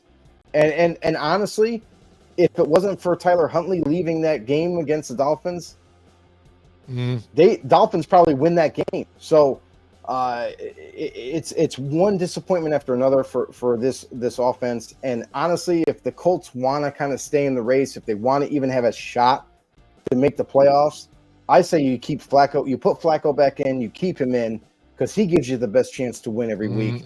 I don't give a shit about Richardson and his feelings, or he deserves to be the starter because you drafted him high. At this point, it's about wins. Make it happen. And because they're not going to do that, I like the Texans a lot, because they have the key components to win games and beat teams. You saw how close it was in Green Bay. This is not going to be that close. I don't suspect it to be. CJ Stroud was super pissed off last week. I look for him to kind of get back on his horse and charge forward with this offense. Joe Mixon is a dog. He is going to look to run through the Colts. And obviously, the defense for the Texans are going to try to make a statement as well. All right, here we got the New Orleans Saints and the Los Angeles Chargers. Joe, the Chargers again it was in a tight game against Arizona, couldn't get it done. New Orleans, they just didn't look good at all either. Even Alvin Kamara looked really frustrated when he was running. What? They got no players. Yeah, they got no players, man. Yeah. They're so trying to make something happen with nothing. Yeah. And I mean, and I want to bag on Rattler and stuff like that too, but it's tough when you don't have players out there either. I get it. But still, some of the throws stuff didn't look very good. It's tough, and you're back up in a young quarterback leading your team right now. It's going to be so. Saints are going to see their struggles right now. Your best player, luckily for you, just signed that extension. You guys got to try and feed Alvin Kamara. That's got to be your lifeline right now. He's got to get it in the backfield running, but he's also got to get it on some swing routes, something like that. Get him involved in the passing game, short to intermediate routes, something to get the game flowing a little bit, and that makes it easier for Rattler too, and gets him moving. Maybe even gets the defense to bite up a little bit, and then maybe develop some other types of plays here for the Saints. But defensively, they played terribly though too, and it seems like not even trying out there. I was watching the game. They don't have nobody. I know, but still, even some guys, there's no effort. Just don't have anybody. If you don't have a complete unit, bro, you're just not going to be able to do much. The linebackers can only do what they can do. Pete Werner, who missed last week, he's another starting linebacker that they missed out on last week. That defensive line can only do so much because the other teams are getting rid of the football before they can even get there, and it's handcuffing Dennis Allen's hands from sending blitzes, because now you don't have a secondary to play man-to-man. Right. You're missing guys at the linebacking position, and now it's like, well, what are you supposed to do? Well, you're just going to stay in cover 2. We're just going to stay in cover 3. We don't have a choice at this point. So the Saints, unfortunately, they're like sitting ducks right now. Yeah. And then both sides of the ball, obviously, they're missing such big key components to the game that they just We looked at can't the- execute the They game have a plan. longer, I think they have a longer injury risk list than starting players for the game or something like that, right? And it's Yeah, crazy. The it's list is insane. astronomical. And you So listen, that's the problem too. Is like you look at Alvin Kamara, it's just him. mhm, Like think about it. If you're a defense looking at that offense, you're like, oh, not worried about the rookie what's the quarterback. game plan? I'm not right? worried. I'm not worried about the backup receiver.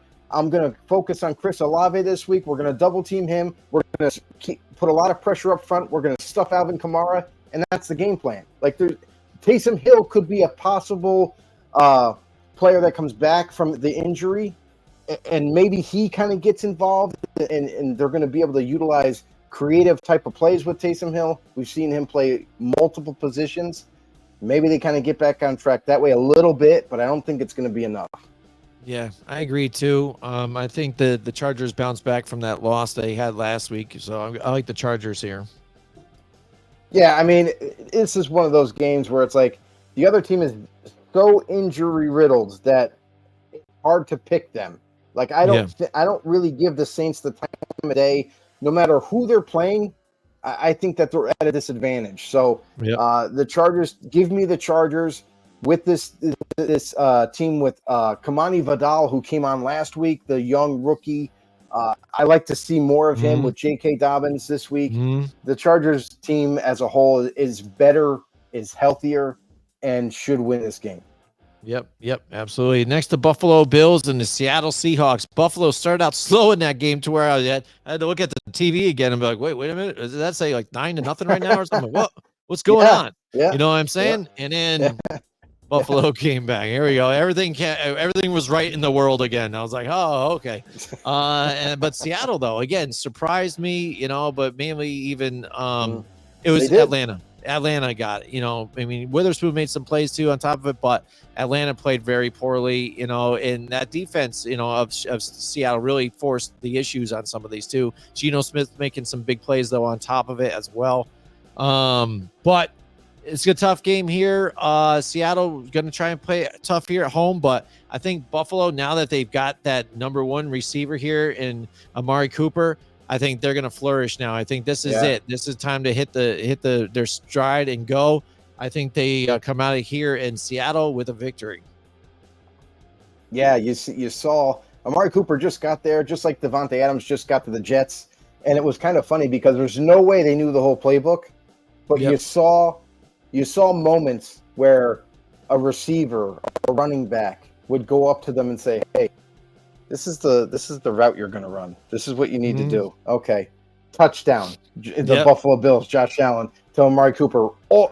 Pretty much on like the first drive. Like it was like, oh, okay. All right. And then if you noticed in that game, it opened up everything for everybody else. Khalil Shakir got involved. Keon Coleman, the rookie who's been struggling.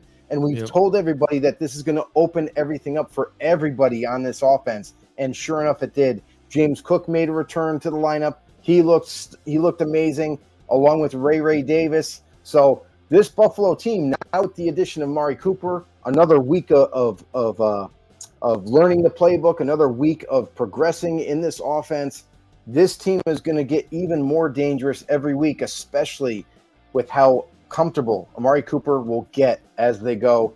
The Bills, to me, are going to be one of these teams now that they have a top flight wide receiver. They're going to be one of these teams to watch out for going into the playoffs. And it starts here. The Bills against Seattle. This is a tough matchup for them because they have to travel to Seattle, playing that very hectic crowd. The 12th man's going to be roaring and rocking.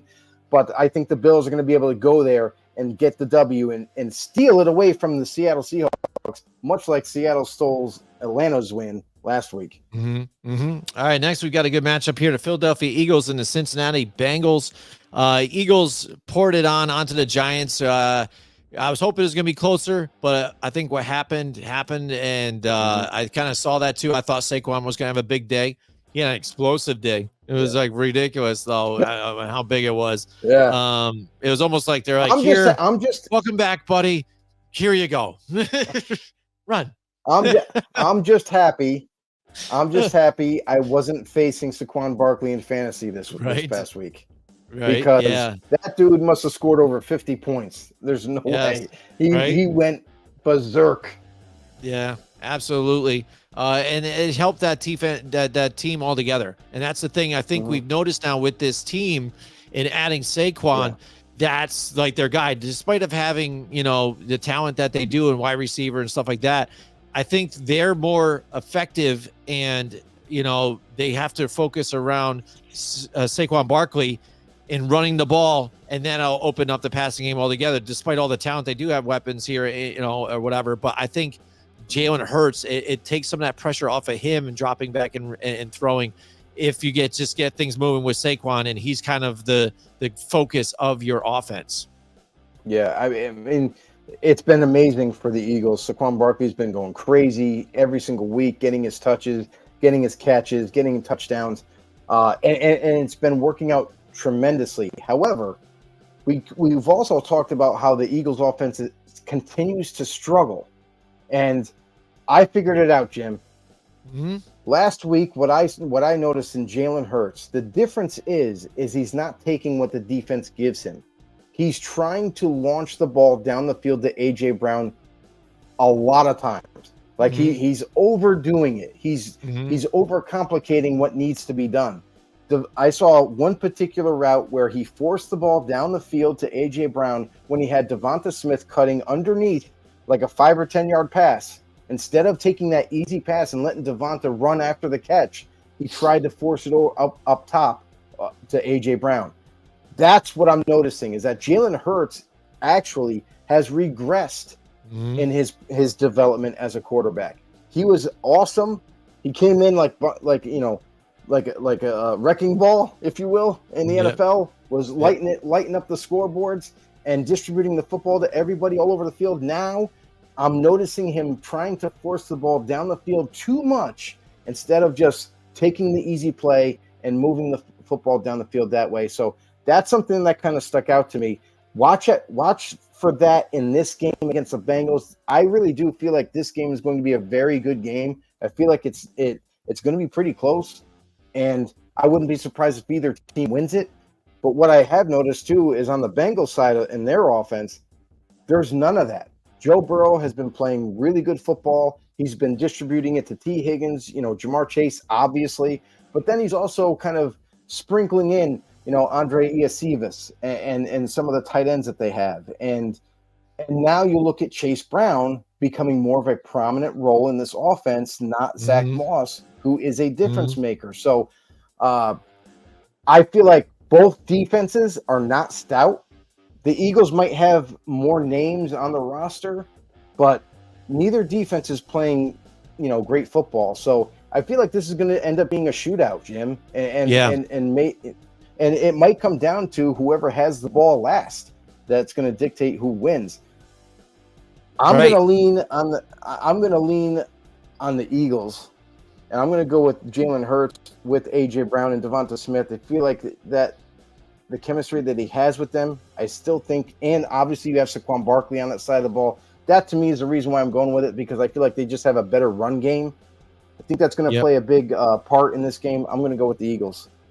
Yeah, that's the thing too. It's going to be tough here because we saw how Cincinnati played the Giants here. Giants were able to get multiple sacks here, and able to run effectively on the Cincinnati Bengals here. So when you look at the Philadelphia Eagles, I think they'll be able to do the same thing, but better. You know what I mean? And so that's the same kind of thing we're kind of looking at here with the Cincinnati Bengals.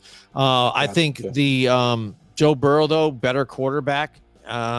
Weapons are, I think, pretty good, too, on either side. So the offense could go either way. Like you said, you look at this, probably a shootout, but who's probably more effective in the running game?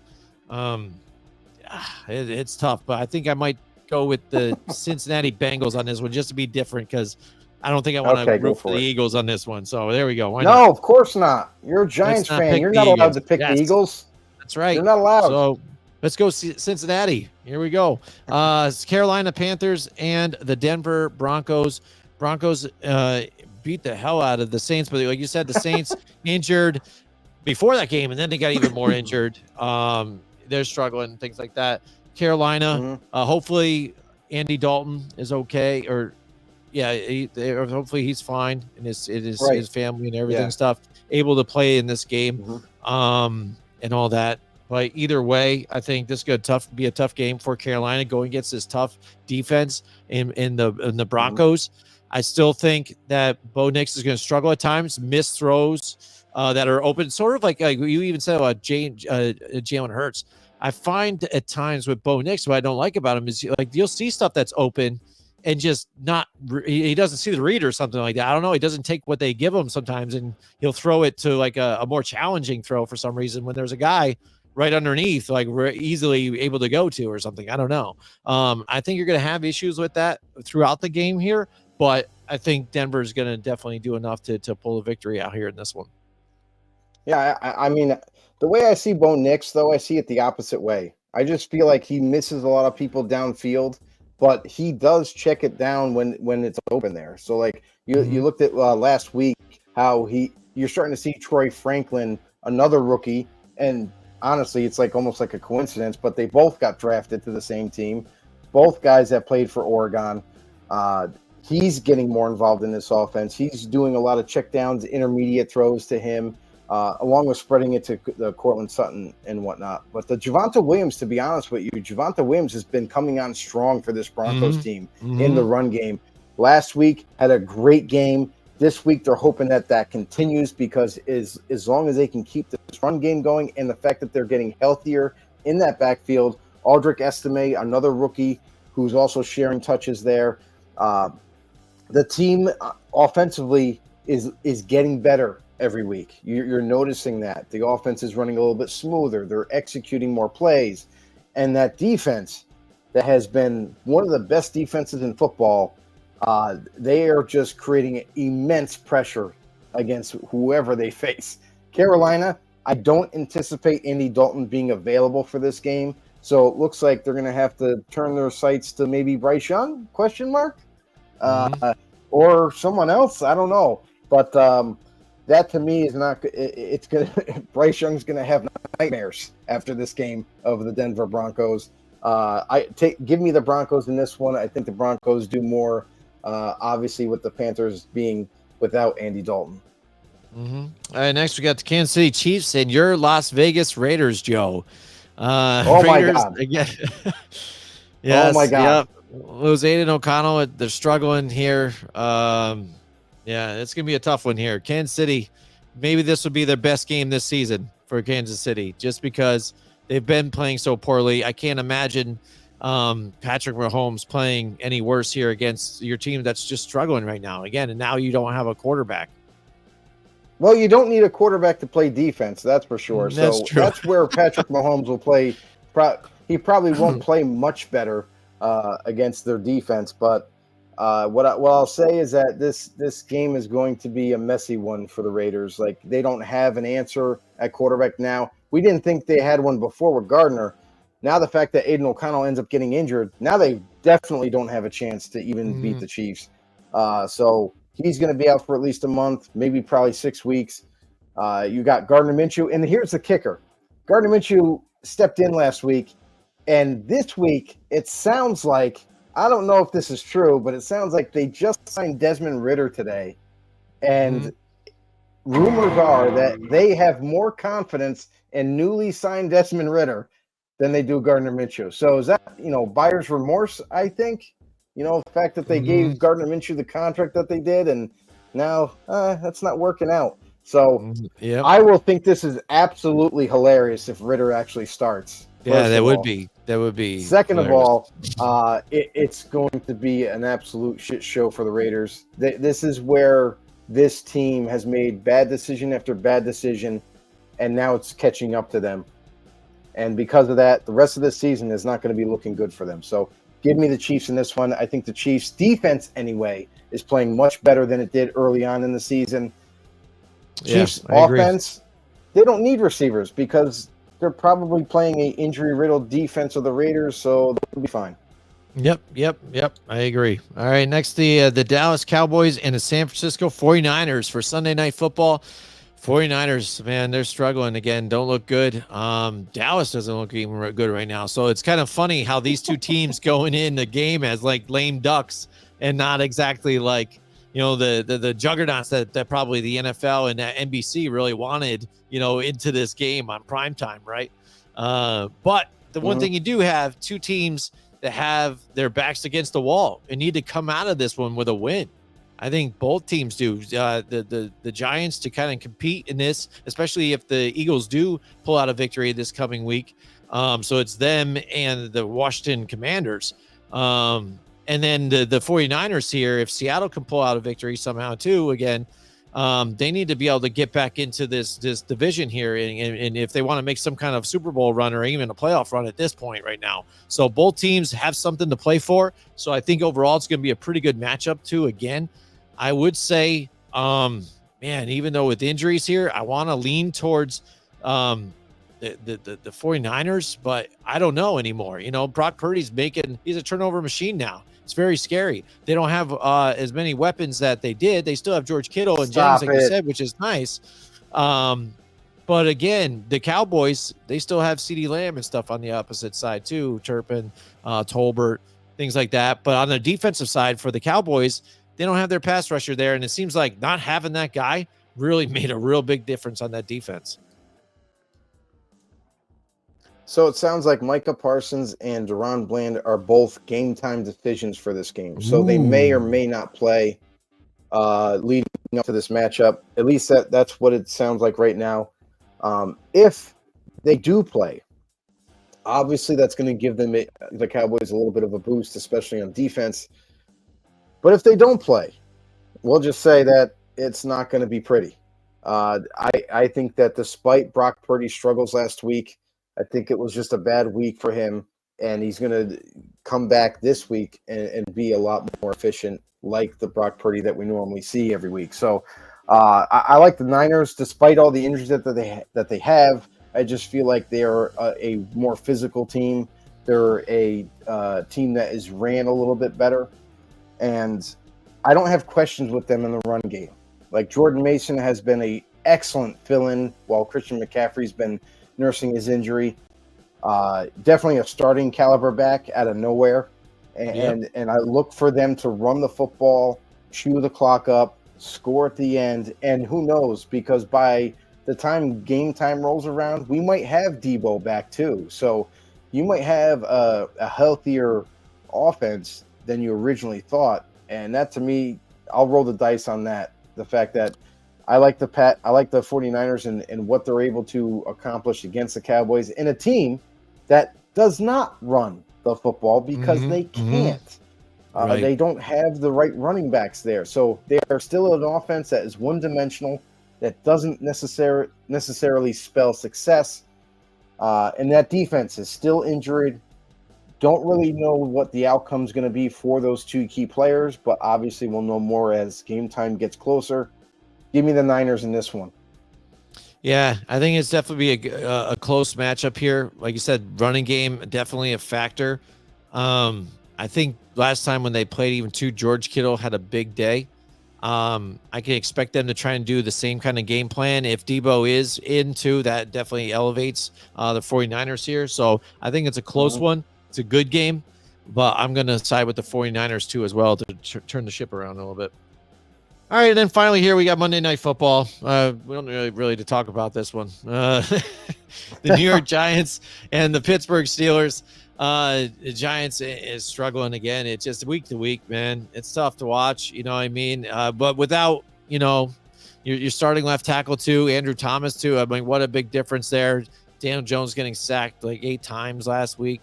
But still, people want to still blame him. It's all his fault still again. But dude's got only like less than 2 seconds to throw the ball at all to make any kind of read.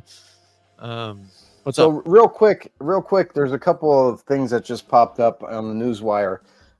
It says that the Kansas City Chiefs are currently the betting favorite for the Rams wide receiver Cooper Kupp. Oh, Cooper Kupp. That just popped up. And then 49ers Deebo Samuel has been released from the hospital, so looks like he's going towards that healthy direction. So things are looking up for the 49ers. Yeah. Hey, drink some fluids, eat a couple of cookies, call me in the morning. Yep. And then you also have the fact that Hassan Reddick, I know that we kind of skipped over this, and I just want to touch on it. Hassan Reddick is going to be returning to the Jets. Oh, yes. And Yep. that could also play a big part on Mhm. this defense. Something that they've been lacking on one side, a pass rusher. Hassan Reddick looks like he's going to be returning. And get this, the Jets are going to waive the $12 million fines that he has racked up to this point because he's planning on working out a long-term deal with the Jets. That's some big news right there. So Crazy Hassan how Reddick things just returning to turned the around, huh? Jets. And hey, you know what? It's one of these things like, hey, you know what? I know what I said like a month ago, but we're still boys, right? Like, can we work this out? Like, I need my money. Yeah, that's all it was. So Hassan Reddick looks like he's going to be a Jet for the near future too. Yep. So, all right, Now the back to the Giants, Steelers. Pittsburgh. Again, I think Pittsburgh's playing is going to be better under Russell Wilson. They can run the ball effectively. Again, you saw what Saquon did against this team. I think the Pittsburgh Steelers are going to do the same type of thing. Najee Harris a big day, Jalen Warren a big day, and now that you've got Russell Wilson, that puts Pickens into play now on top of things too. And don't forget, like you said, Freiermuth too as well. I mean, every single angle here. Giants, hope that they're going to be having. I think Malik Neighbors is going to be able to be back in this one, so that would give them a glimmer of hope for them on offense, definitely. But it's going to be a struggle all the way. I think the defense will still try and pressure Russell Wilson a bit here in the passing game, but it's just not enough. They're not a good team to compete here. I like the Pittsburgh Steelers in this one. I think the Giants will compete in this one. I really do like their defensive front matchup against the offensive line, the young offensive line of the Steelers. I think that they're going to be able to take advantage of that. And I think that's going to dictate the game, is the game in the trenches. That's where it's going to be decided. Not the quarterbacks, not the weapons. I feel like the trenches is going to dictate this game, and both teams are very physical. So this could be one hell of a black and blue type of game to tune into. I like the Steelers in this one still because the offense for the Giants doesn't give me confidence with Daniel Jones. I'm sorry, but he just continues to make the same mistakes that he has since he got there. And that's got to be majorly concerning to the coaching staff, the GM, everybody around there. We already know that they were ready to move on from him in the draft. They tried to move up and get Drake May to at least give a quarterback competition this year. Couldn't make it happen. And now they're still working with Daniel Jones. Look for them to look for quarterback this year in the draft once again. But I don't like the continuous mistakes that he makes. And yes, he does make some plays, but then he still continues to make those mistakes, which is disheartening for a lot of Giants fans out there. But that's right there. That's what doesn't give me confidence in this team. Going up against the Pittsburgh Steelers, I feel like that defense has been playing so well. They're getting healthier. And now you have Russell Wilson at the helm. They're going to be a tough team to beat now down the stretch. So give me Pittsburgh. All right, there you go. All right, and then that's the picks here for Week 8. We're already halfway done with the season here, just about here, Joe. It's crazy, right? It's just we're not there yet. We got a few days. Almost there.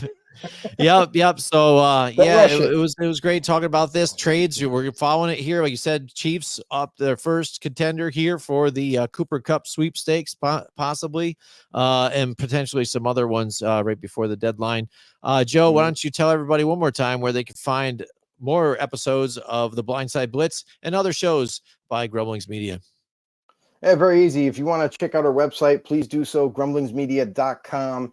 When you head over there, you're going to find some articles. You're going to find some other podcasts there. Of course, you're going to see us there. But they got your sports, they got your political, they got your entertainment type of stuff over there. And if you want to continue to help us grow this great channel of ours, we are at 3,700 subscribers right now and climbing. I believe just 3 weeks ago, we were at 3,200. So that puts it into perspective on how much we're growing here at Grumblings Media. Make sure you become part of that, become part of the family, hit that subscribe button, hit those thumbs up, share the hell out of the video, share it to your friends and family, let them know that this is the place to go to for NFL talk. every single week. And we're the most interactive, by the way. Just want to let you guys in on that secret. And of course, you can also bring us on the go and take us along anywhere you get your podcasts. All right, that's it for us this week. Hope you guys enjoyed the show, and we'll see you guys next time. Hey everybody, this is Big John from Grumblings Media, and I just want to say thank you for watching our content. If you want to support our efforts here at Grumblings Media, just smash the subscribe button right here, totally free, or just go ahead and consume more of our great content. Click either one of these two boxes.